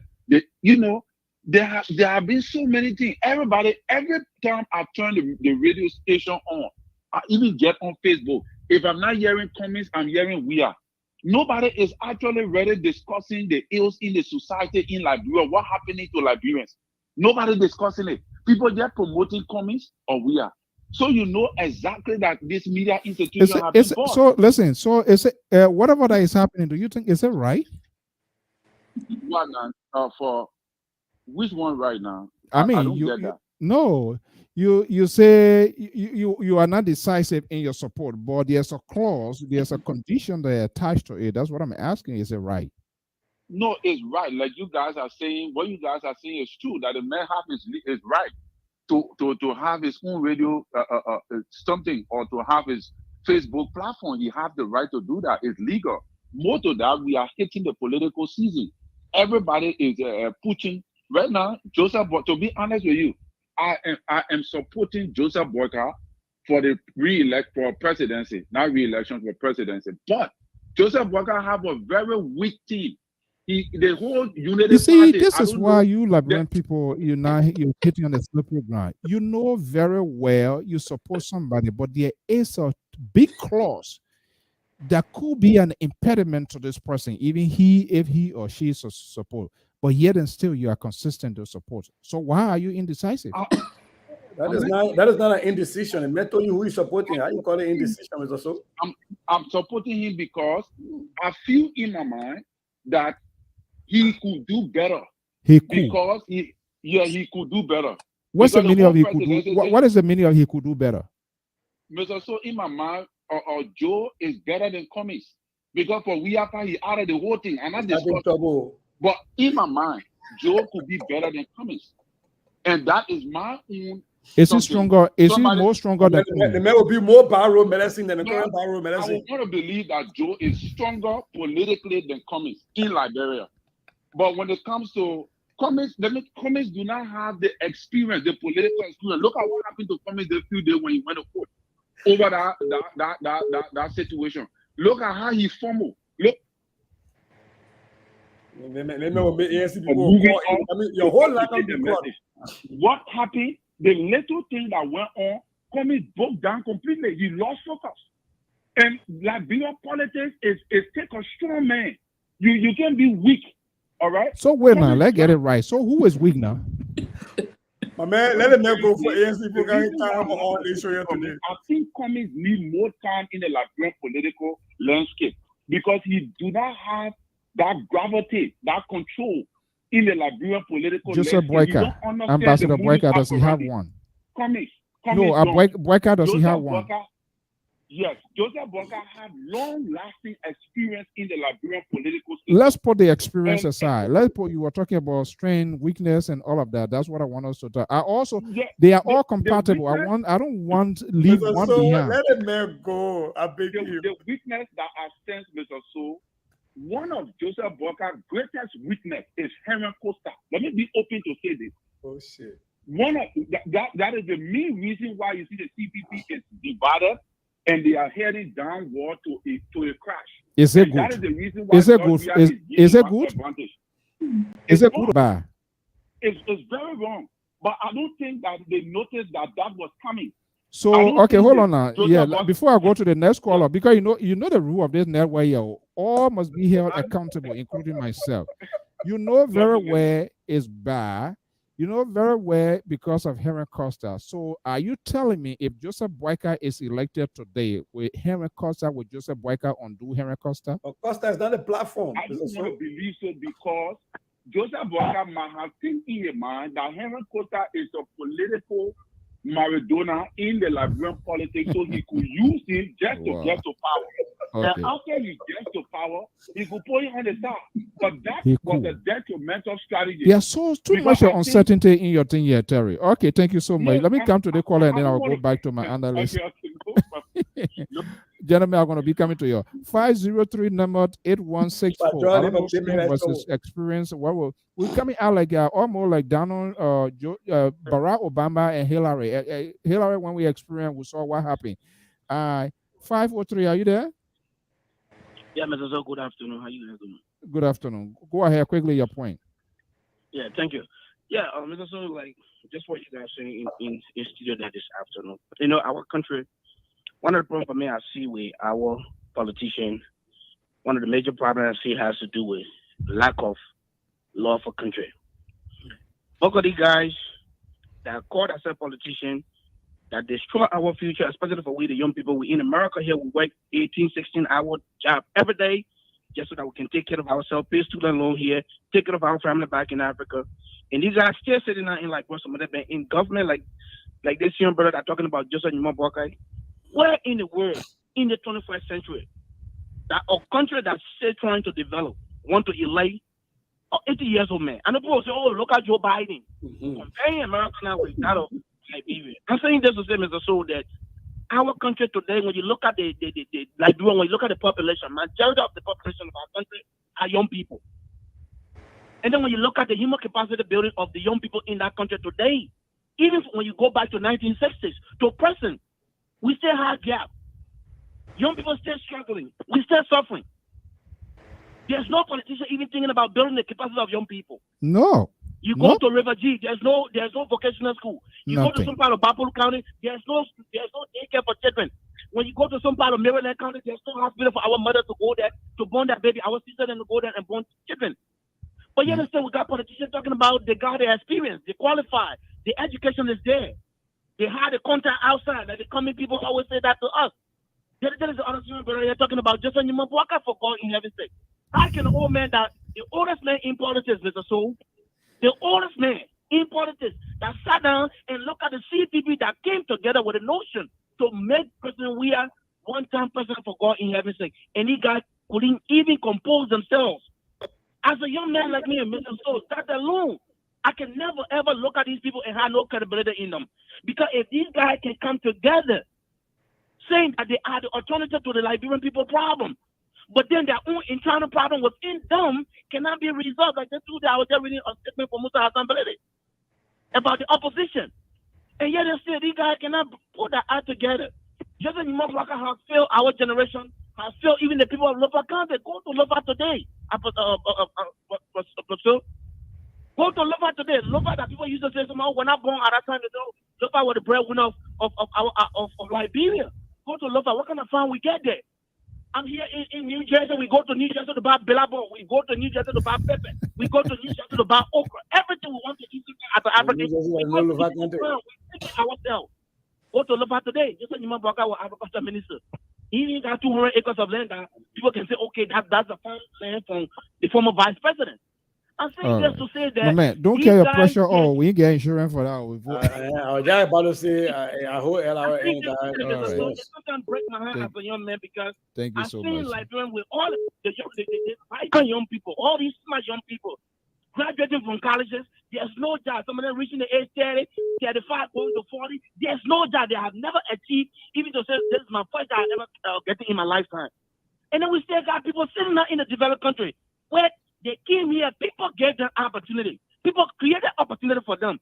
Our father didn't build no companies in America. We came here, people trained us. Somehow we didn't have no job experience. We came here, people were happy. They gave us the opportunity to train us so that we can be able to do that job. Can we do the same thing for our people if we say we love the country, Mr. Soul? And people still talking about, oh, the person got a contact, the other person got the experience in the team politics.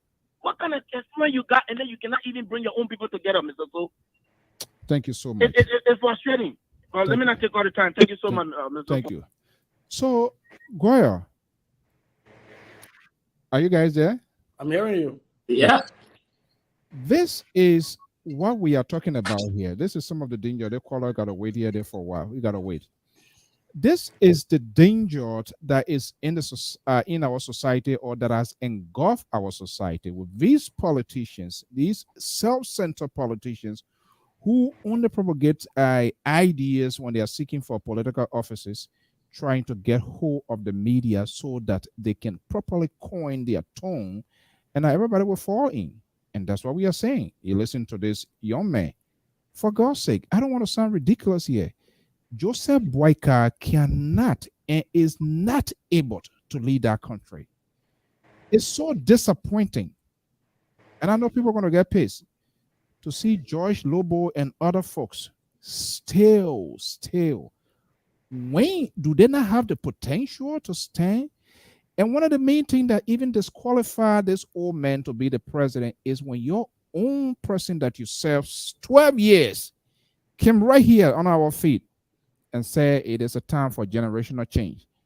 He does not want to accept. You're going to talk. it's time for generational change. I never had the opportunity to ask Helen Johnson Sirleaf the context in which or which type of generational change. But one could make an educated guess the failure on her part for somebody that worked with you. And Joseph Boyka also alluded that he was in a close proximity with Helen Johnson Sirleaf in making good decisions. But when it comes to the failed part, then it appears that they want to distance themselves with it. The good part of Helen Johnson, that is okay, but the bad part, that is okay. Look at Unity Party. Unity Party, he should have been one.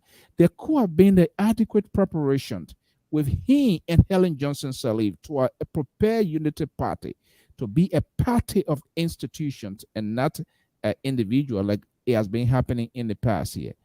And here we are, the same politicians, they are building giant-sized media network, which of course it is their right to do it, but it simply tells us that these guys are not stopping. They're going to suppress. They're going to keep us down.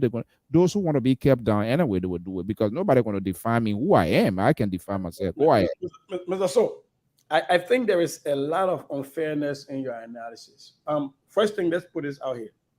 I support Tiawan Gonglo. I don't think Joseph Nyimambuakai or Alexander Cummings or George Weah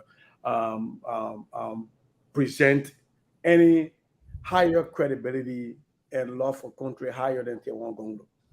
Having said that, we have to be fair.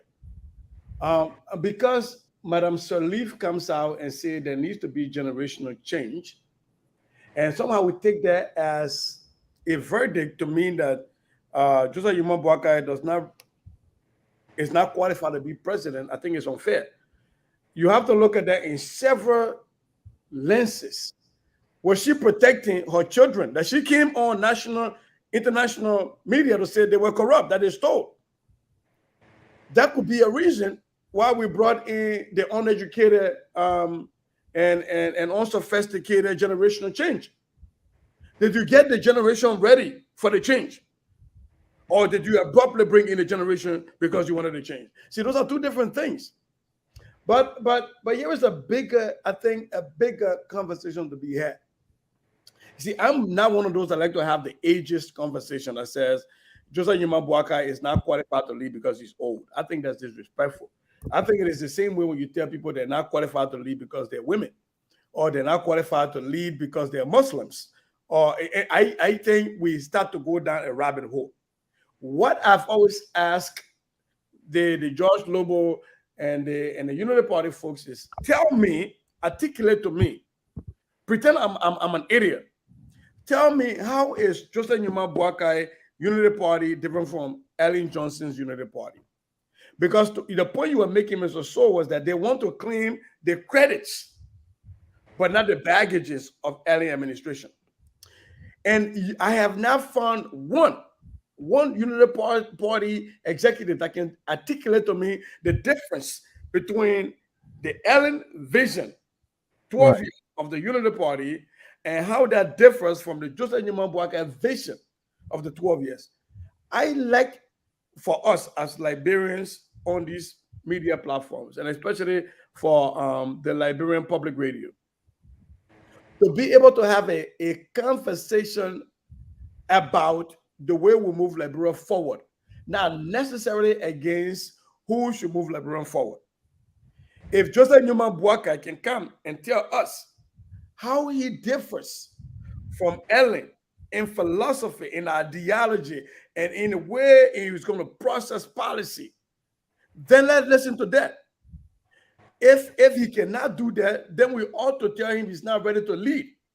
Because if he cannot tell us, draw out a dichotomy between the Unity Party led by Ellen and the Unity Party led by Joseph Nyimambuakai, then he ought not to be a leader. But I don't think having this ageist conversation is fair. I think it's wrong. I think in the same vein, when the ANC and Alexander Cummings are put in the light of being strangers, I think it's wrong.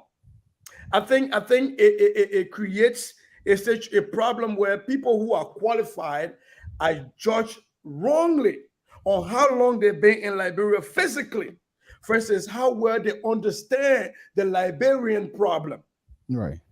And so when people have those conversations and they hold that against Alexander Cummings, I think it's wrong. It's very wrong. Because having those conversations take away from what Liberia as a country stands to benefit. Let's allow the likes of Joseph Nyuma Boakai, Alexander Cummings, Tewan Gonglo to have a conversation with the Liberian people and tell me on my kitchen table in Zozo, Lofa County, what do you think I'm worried about and how can you help me? But what we do wrongly on these platforms is we allow these people, and when I say this platform, I'm talking the majority because it hasn't happened on your platforms or so, but we allow these people to come and just talk. They give, one statement, they're out. And we have these zingers that linger around, and then their surrogates keep pushing it. You heard the last guy talk about a surrogate of Joseph Nyuma Boakai, right? And he had a point to make. Very rarely in politics do we look more at the surrogate than at the candidate. But in the Liberian political dispensation, we tend to look more at the surrogates because the candidates keep themselves hidden. And so if you're a surrogate like Henry Costa is going to come out to speak on your behalf, then we got to judge you based on your surrogate, Henry Costa. But if you were more available, then we say, well, you know what, we can ignore the surrogate. Let's listen to what the candidates say. And this is not unique only to Unity Party and Joseph Nyuma Boakai. This is happening to the ANC. This is happening to the CDC. This is happening even to my own guy that I'm supporting. How do we move the conversation forward? If you find the answer to them, Mr. So, I think you can write a PhD paper and we all will buy the book from you. Okay. Before you come in, let's go to this New Jersey. It's 609 number here, and I'll come back to Amos Joy. 609 number 0616. Good evening. What's your name, caller? Yeah. Hello, Mr. So. This is Alphonso Zean in a call from New Jersey. Okay, namesake. Welcome. Good evening. Yeah, I'm good. Mr. So, you see, thank you for allowing me to speak on your show. But you see, I'm a little bit confused with one of your panelists, and who said that you've been biased, and he considered that the essence of not allowing Boakai to be president is unfair. But then he led a government that was brought to power through Salif to be unsophisticated. I think that is unfair because we got to be careful with what we say, because sophistication is based on efficiency, productivity. And if you look at the we-led government, we see products, we see things that we never saw before. So how can you measure that? Such as? But you see, such as? All right. Under the President Weird regime, we look at education. Now, youth empowerment is not just only to give jobs to young people, but if you equip the young people and make them to be marketable for the larger society, and that is what the government is doing. They have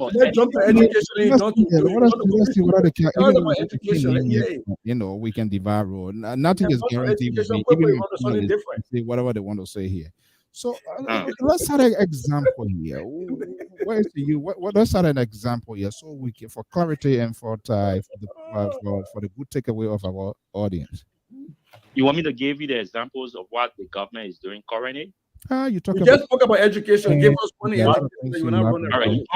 On the issue of youth empowerment, when we look within the government, we see the government is being dominated with a lot of young people that holds young people that hold some top positions within the government. That's one. Two, on education, you found out that the government had given the opportunity to every young people in Liberia who have graduated from high school to go and obtain a degree, a BSc education. That is for free at the University of Liberia.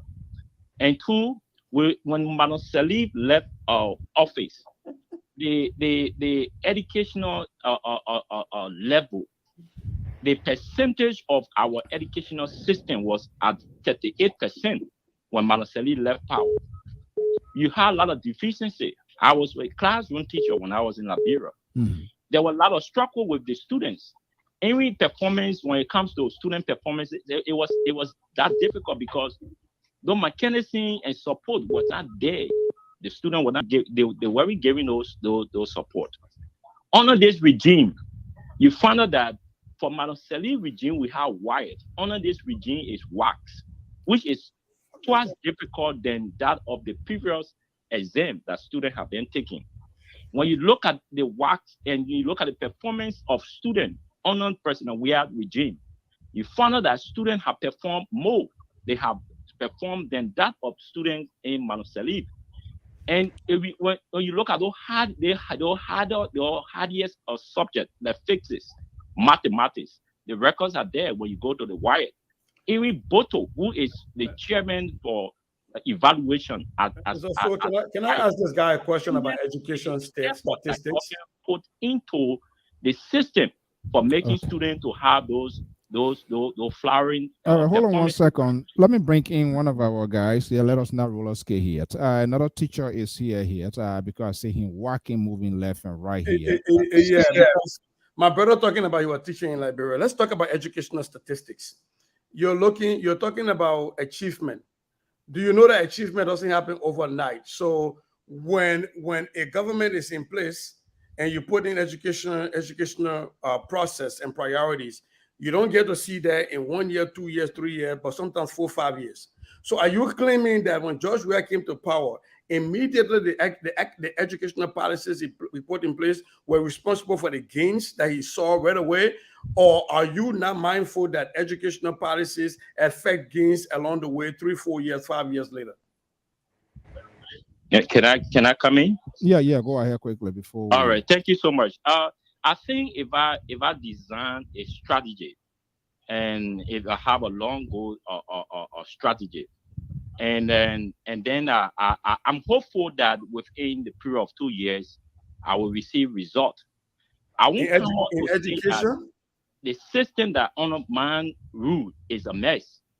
Now, if Mano Salif have put it into place, those mechanisms. So let me ask you: should we still dwell on the past of Madam Salif? Right, because Mr. So no, in education, one of your parents asked a question. But you deviating from the because you're looking at education. Let me put it in this metaphor.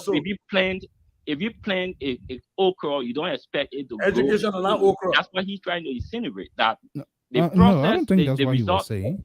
Yeah, okay, let me bring him back. Let me bring him back here. We'll go together in a few seconds. My brother, education is not okra. All right, and I'm speaking to you as a practicing educator. When you write goals for education, for academia, you don't write goals for 2 years, 3 years, 4 years. There's nowhere, not even in this America that you say you are, because I'm writing goals for American schools. It's not 3 years, 4 years, 5 years. It's a long-term progress. And so when you tell me when you write a program, it's 2 years and 3 years, that is telling me that somehow, somewhere, there is a miscommunication. Education is different from a lot of other fields. And so when a government is in power, and you come up with an education idea, like, for example, No Child Left Behind under George Bush. That was an educational program that took place until Obama came in place, and he put in place a race to the top, right? So those are ideas that last beyond the presidency of one president. And are you telling me that it can be treated depending on the presidency? Says it. You know what says it? Okay, let him make his final comment. So, okay. And then we'll come. Mr. So, into the second wrap or name. Yeah, Mr. So, let me say this. Look, we are not particular about big name, about what the status of affiliations or positions of people. We are looking at results. We are looking at productivity. We are looking at efficiency. It's not. There are people who have had those credentials and contacts, and they have not done anything for the country. So no one can scare me on what you have been doing. Now, okay. Let me ask the brother this question. Now, if you put in mechanism and you expect prospect from that mechanism, will you come out to condemn the same mechanism that you put into place by saying that the whole system is a mess? You will not do that. It means that you discredit the mechanism that were put into place. So the fact that Manaseri said that the educational system was a mess, it means that she condemned every mechanism that were put into place because they were not sophisticated. So they understand that. All right. Thank you so much. Thank you, Mr. Soe. Okay, gentlemen. My man, you know, sometimes when I listen to my people, it gives me a headache. It gives me a fear of, golly, these are people in the diaspora. When Madame Salif spoke about the education system, I am not a fan of Madame Salif. I have never been a fan, but she spoke within context about how bad the liberal education system was. It was not a verdict on her not being able to do anything to change the narrative. And when people talk about, you know, right now, Mr. Soe, you and I had a conversation. 1 hour ago, I was on a Zoom writing math standards. This year, we're going to be finished with that math standards in Minnesota. It's going to be adopted. You know when it's going to start being articulated? 5 years from now. My baby that you see in my pictures every time that you like Mr. Soe, she'll be in kindergarten when the stuff that I'm writing will take place. And it will have to be in place from that time for 10 years. So for the next 15 years, what I'm writing is going to be in place. Are you going to hold Joe Biden accountable for the outcome of those things 15 years later? Or when somebody else comes in power and they're in power and that doesn't work out, will you say, oh, my man, that your education policy, when in fact they were not even in office when I was writing that policy to affect my child? Sometimes we have to understand these things. I think what is happening, and this is where we always say our people need to type in the expertise of those who with the vast knowledge, because it looks like our people, when most of the time when they're doing things, they close the door on themselves. They don't leave the window open. These people, they always create a gap in a way that they can tweet things around. Who knew that COVID were going to be coming? Were going to be a big interruption to academic programs all over the country and even the world. But quickly they were able to kind of recalibrate and adjust themselves, and they were still providing some sort of learning processes. So, but these are things that are not happening. And then it comes back to the point of these politicians taking over this network. You will never have the ability to have this sort of conversation when they are doing it. It's less important to them. They just want to dip into their people, things that they want to hear. They will say it, and everybody will say, hallelujah, amen. The law is coming tomorrow. Amos Joyce is screaming in the backyard. Amos Joyce. You know, Mr. Soe, it's unsettling for someone to say.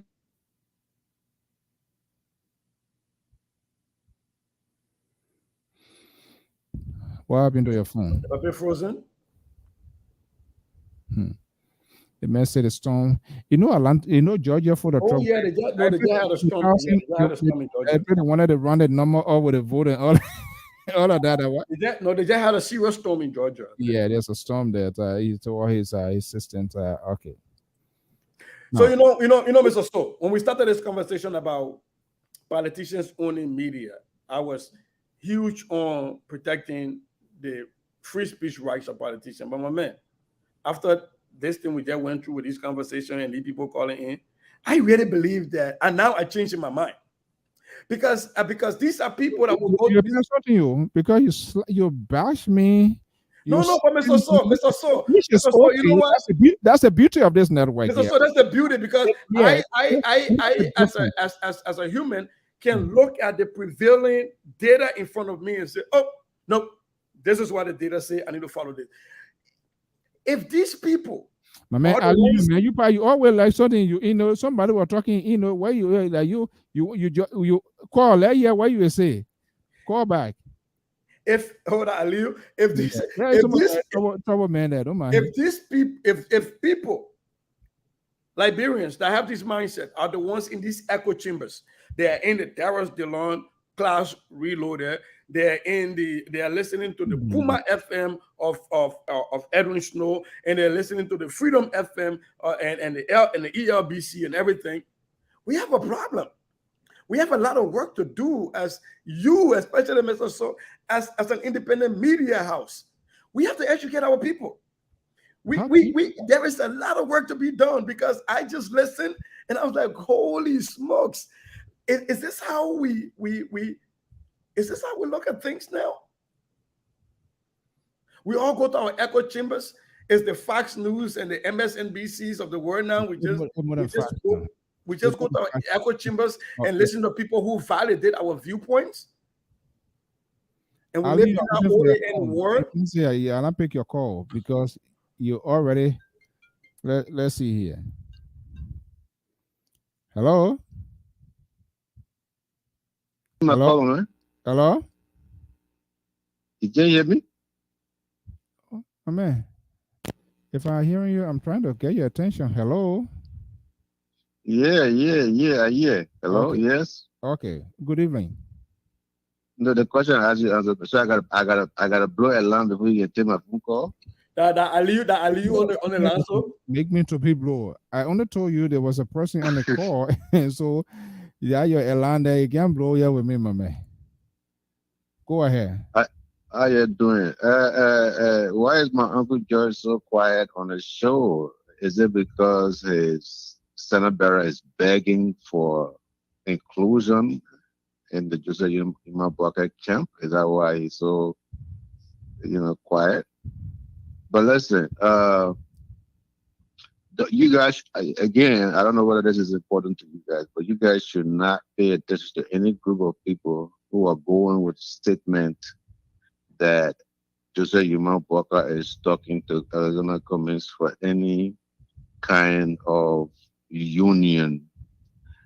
The Unity Party, some of their surrogates came out and said that Arizona Cummings was soliciting meeting with Joseph Imabwaka, and in return, the ANC people come out and said Joseph Imabwaka is trying to have a conversation with Arizona Cummings. So this is stick for tat.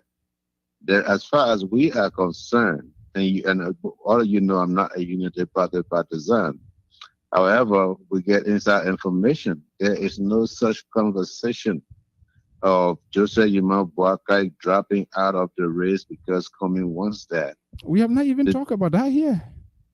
Yeah, I just wanted to make that note. This network, we don't deal with gossip, and this is why when I hear something, I call those that are in charge that I can get definitive information, because all of the people they say this is from my side, blah blah blah.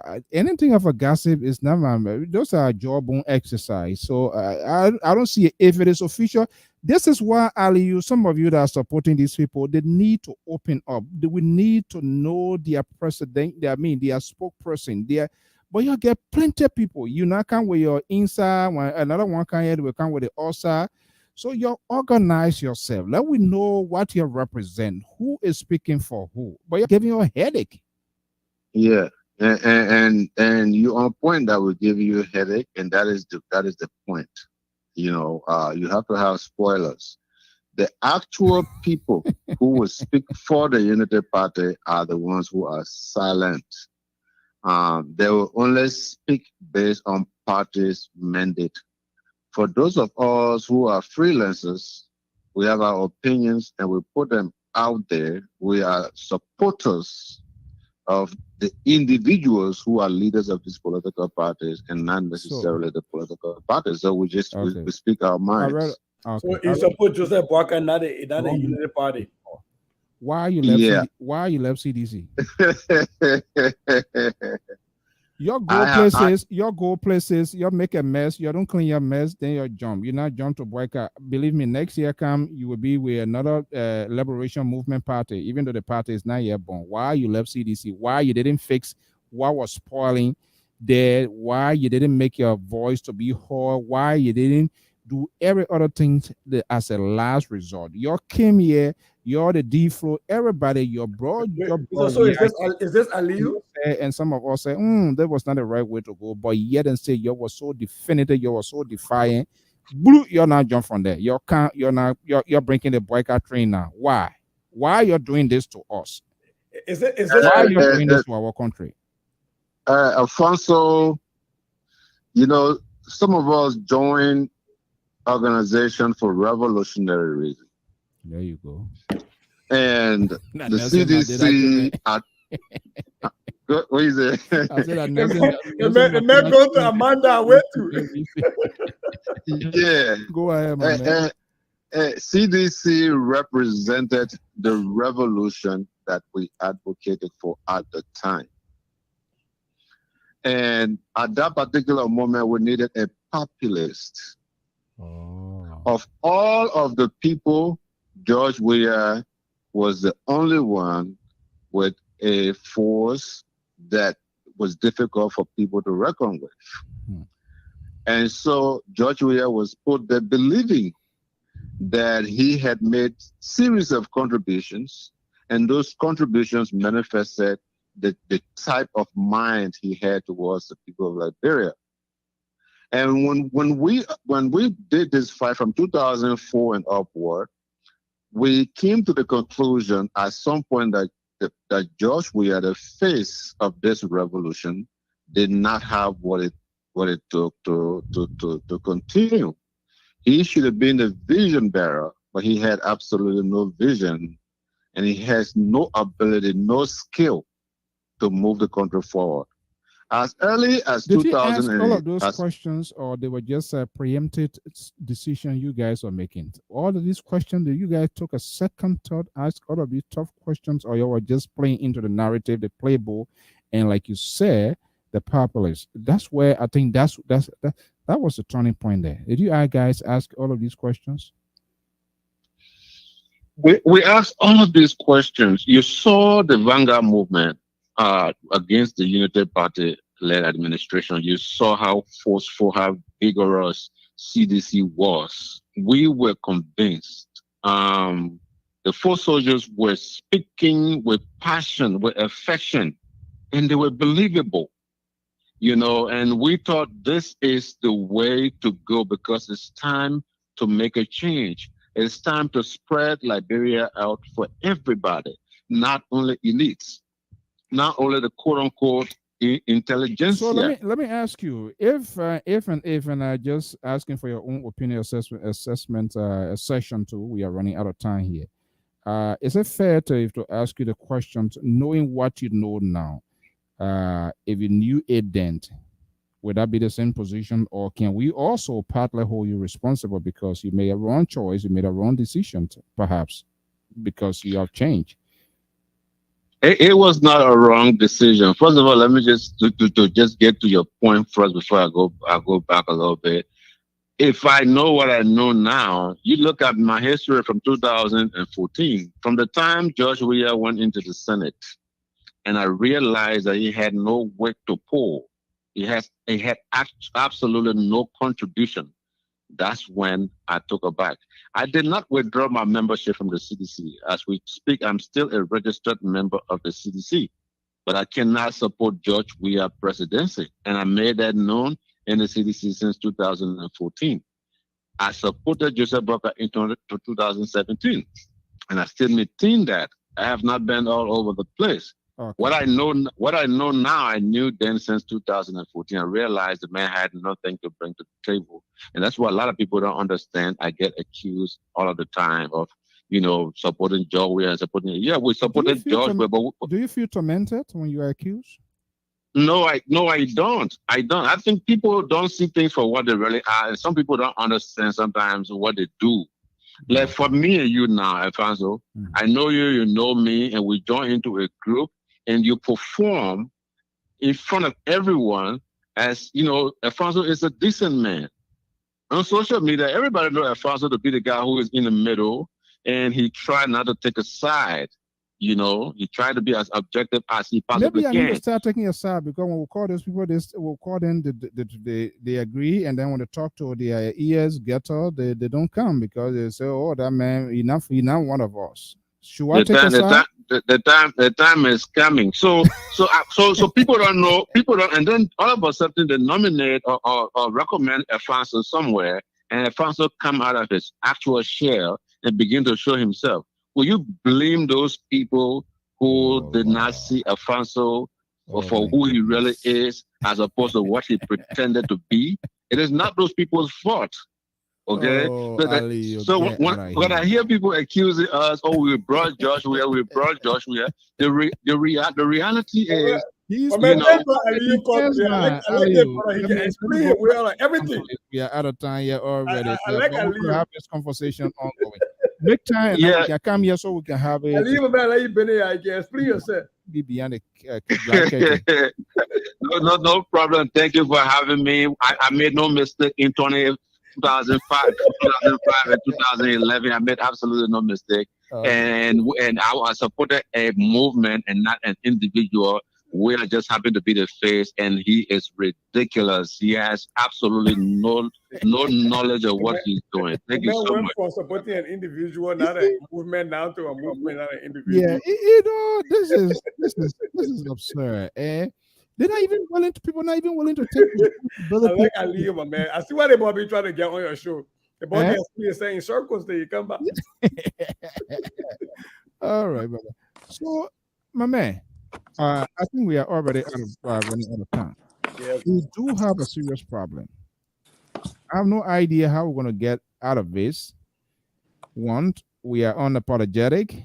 We're not willing to, like we see here in the Western world, politicians that come and tell their electorate, I'm sorry for so decision, forgive me. We are not like that. Everybody, everything can turn is in defense of what I was wrong in the past and even wrong now. There's some sort of justification, and that's exactly we can see being played out with these politicians. They do it today. When you try to call them, oh, they say when it happened yesterday, you didn't talk. So it must be a consistent path. So when do we see the kind of change, the kind of like, bro, we want to have? That's a final closing statement. And if you have other thing you want to speak to, and then you can wrap it up. Yeah, Mr. So look, I read because Cesar connive with the infinity people to disrupt my services, and you see why I'm sitting? Oh my goodness! Somehow I knew they were going to be blaming it on me. Cesar is a Russian on LPR now. Yeah, I know. But yeah, infinite. I've been saying yes, we have some terrible storm here. But here's the thing here. So, that guy that spoke on the issue of empowering people, education about the we-are-led government. It is pathetic, Mr. So, when you ask people to lay out a policy that person we are introduced, that you see the result of the young people, they will just go over and pay wire fee or pay tuition fee. But forgetting to know, you pay the tuition, you did not expand class sizes, it remained the same. You got more people coming in. Classes become clustered. The learning that the student you want to improve, it becomes difficult. Teachers are burning. The teachers are not increased. You didn't increase professors. So all these things, but they just take one piece of element to make it, this is the improvement. Giving young people job in Liberia. How many young people have gotten jobs on a job here that you say he's empowering people? What is the yards that you're using to measure that? The Minister of Finance cannot even tell you the number of people that the we-are-led government have taken out of poverty. The Minister of Finance doesn't have the report. He can't tell you. But they come and tell you, oh, we can see productivities. What is the productivity people seeing? Everybody defending their own, my man. Yeah, but Mr. So, you can defend, but to a certain point you cannot defend because these things based on numbers. It doesn't lie. Okay? If the University of Liberia maximum of 25,000, it went to 35,000. If that number go to 45,000, how many students a professor will have in each class that will make it conducive for that instructor to teach? All these things they don't take into account, but there's all the wire fee.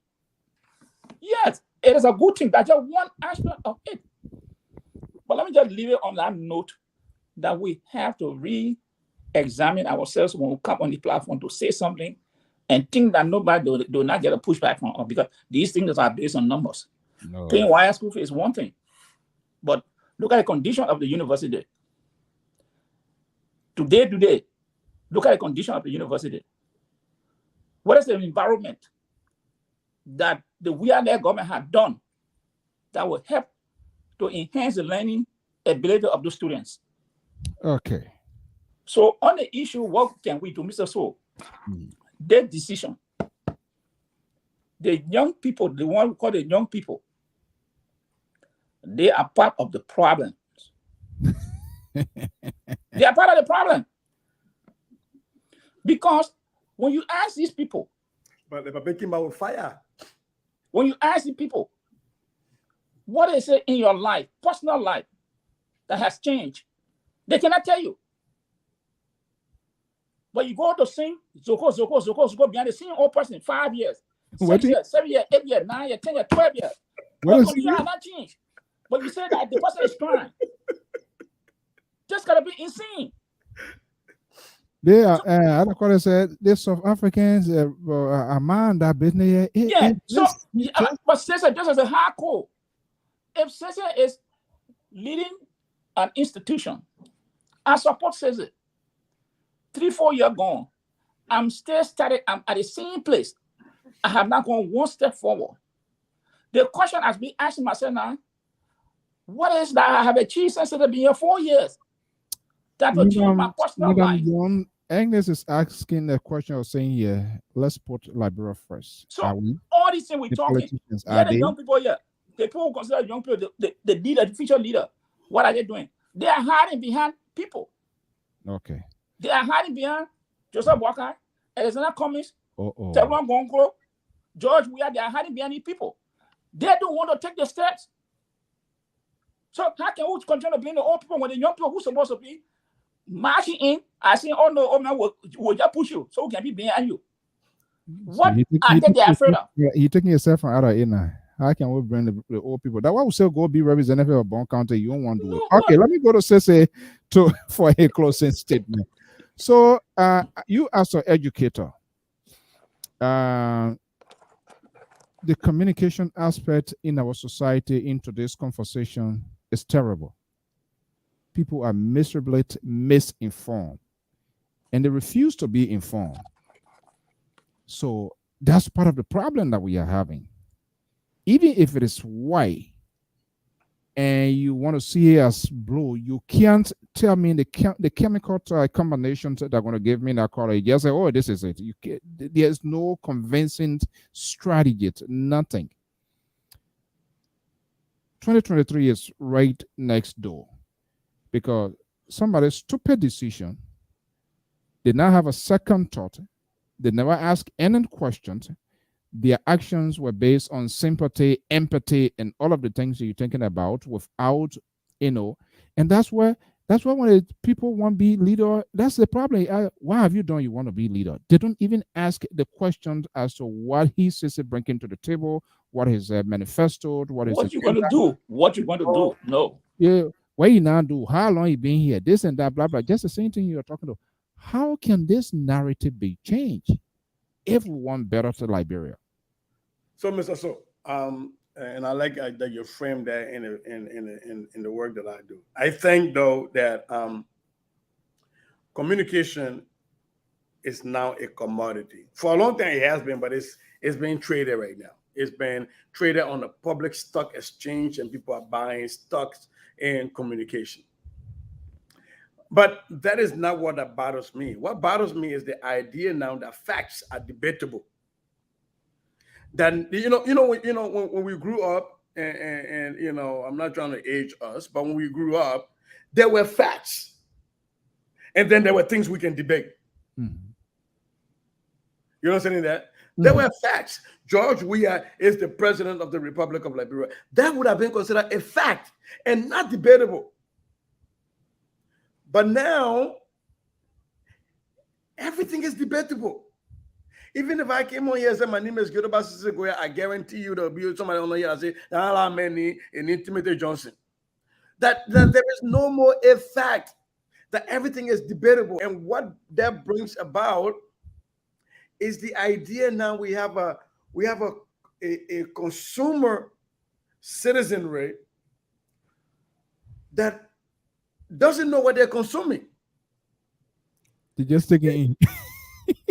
They know. If I Mr. So, man, if I picked up a can of whatever and I'm bringing it home for my 19 months old baby, I read the bottom of it and it tells me the ingredients in there.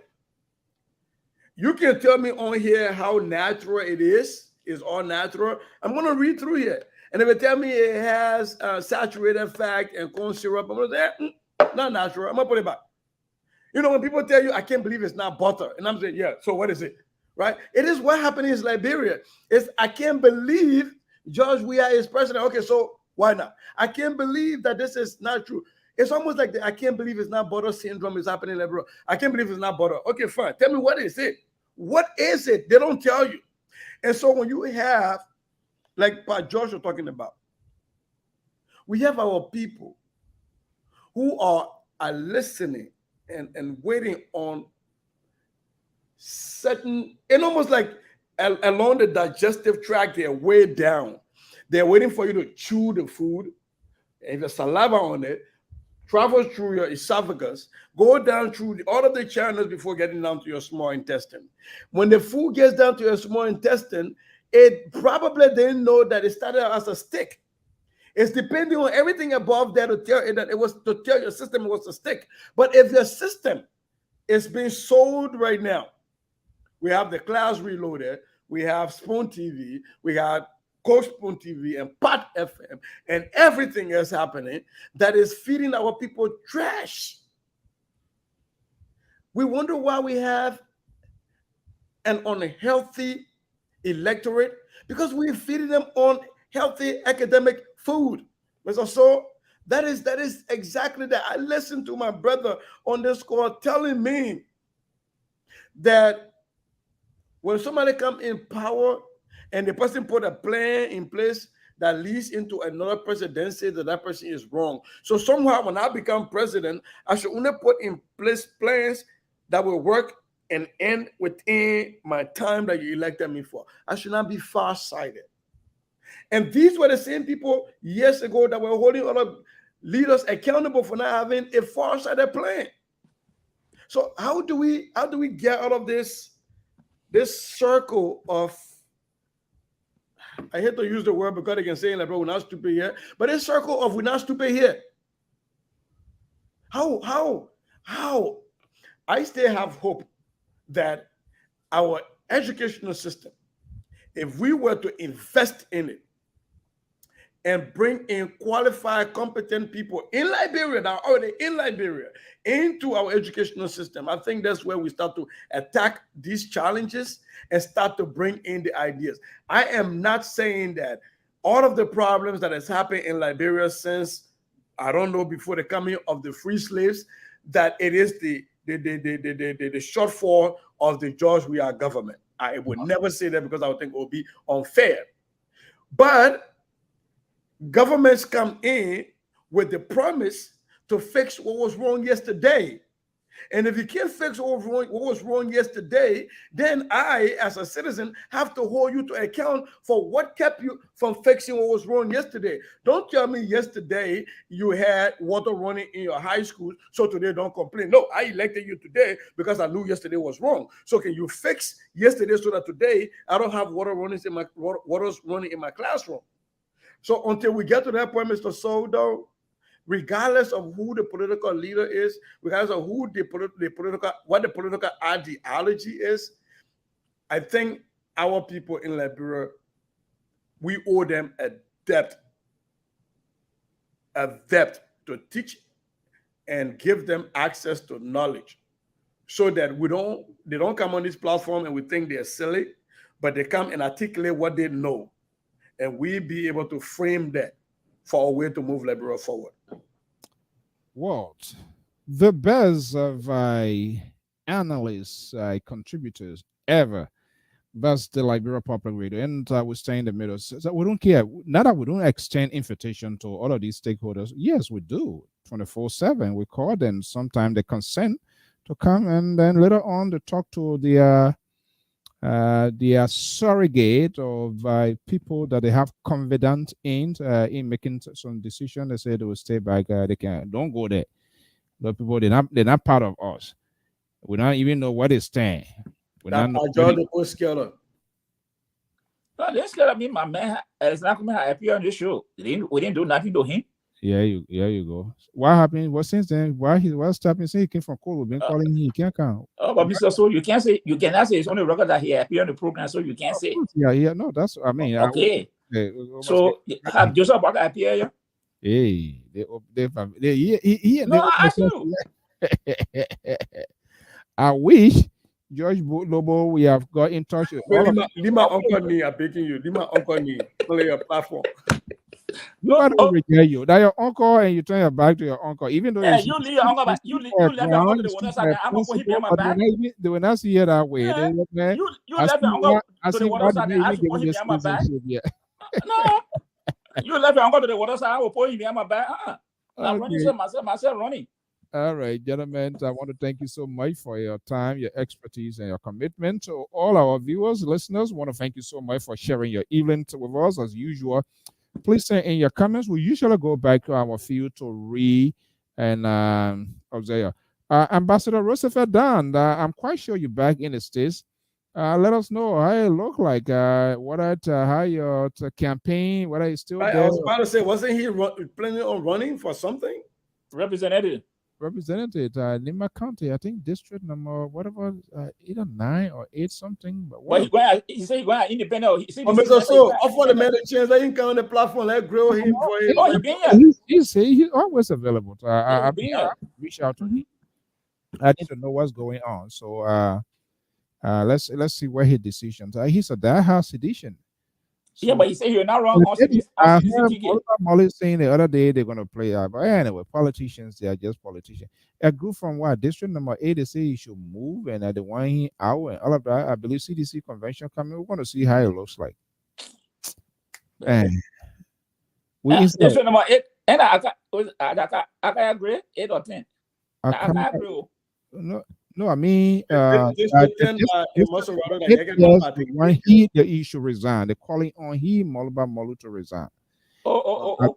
Yeah, I saw that it was on OK FM. You know, but people are trying to. I hope they give Mr. So. I hope they give you access to the convention. I hope every political party gives independent media access to their convention to follow through and see the transparency of how their nominees and their candidates get elected on their slate.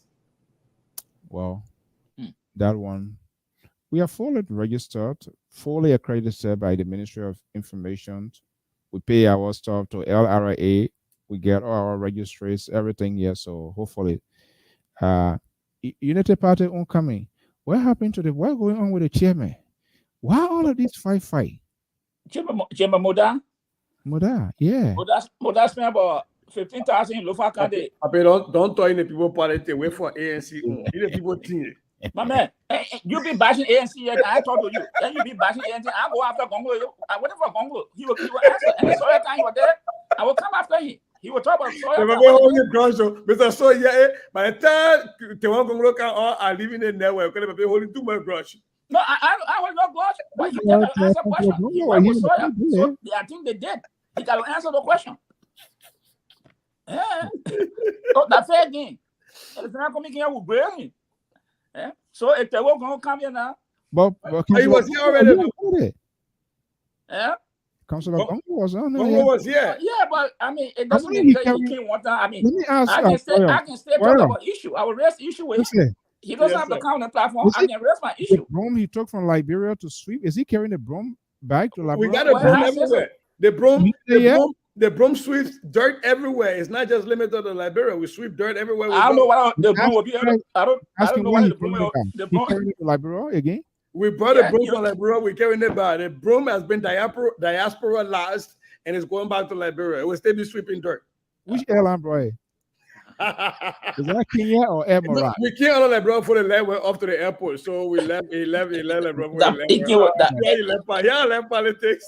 Okay, gentlemen, thank you so much and have a Prince Johnson waiting for him. You see them, he left trouble. You're good then. Now Prince Johnson is back.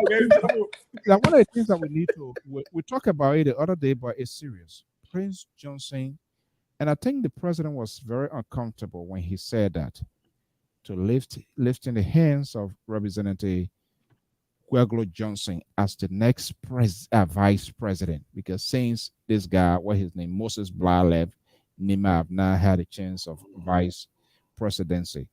And I tried to figure out what was the rationale of Prince Johnson, taking the president at a place where a group that is part of the CDC, which is now transformed to a political party, then NPP, the National Patriotic Front, and P. Johnson broke rank at a time to go to such a place where it could bring a lot of flashback. What's actually the rationale beyond that? But we're going to talk that. Gentlemen, thank you so much and have a pleasant evening. Thank you so much. Yeah, good night. Good night.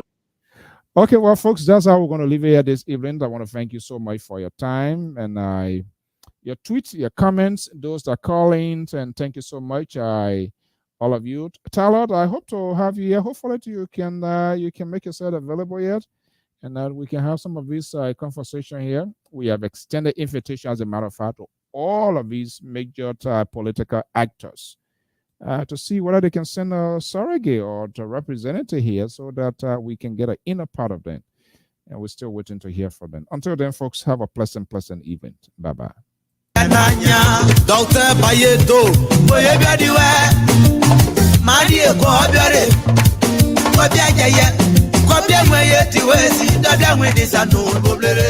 c'est à Marcel.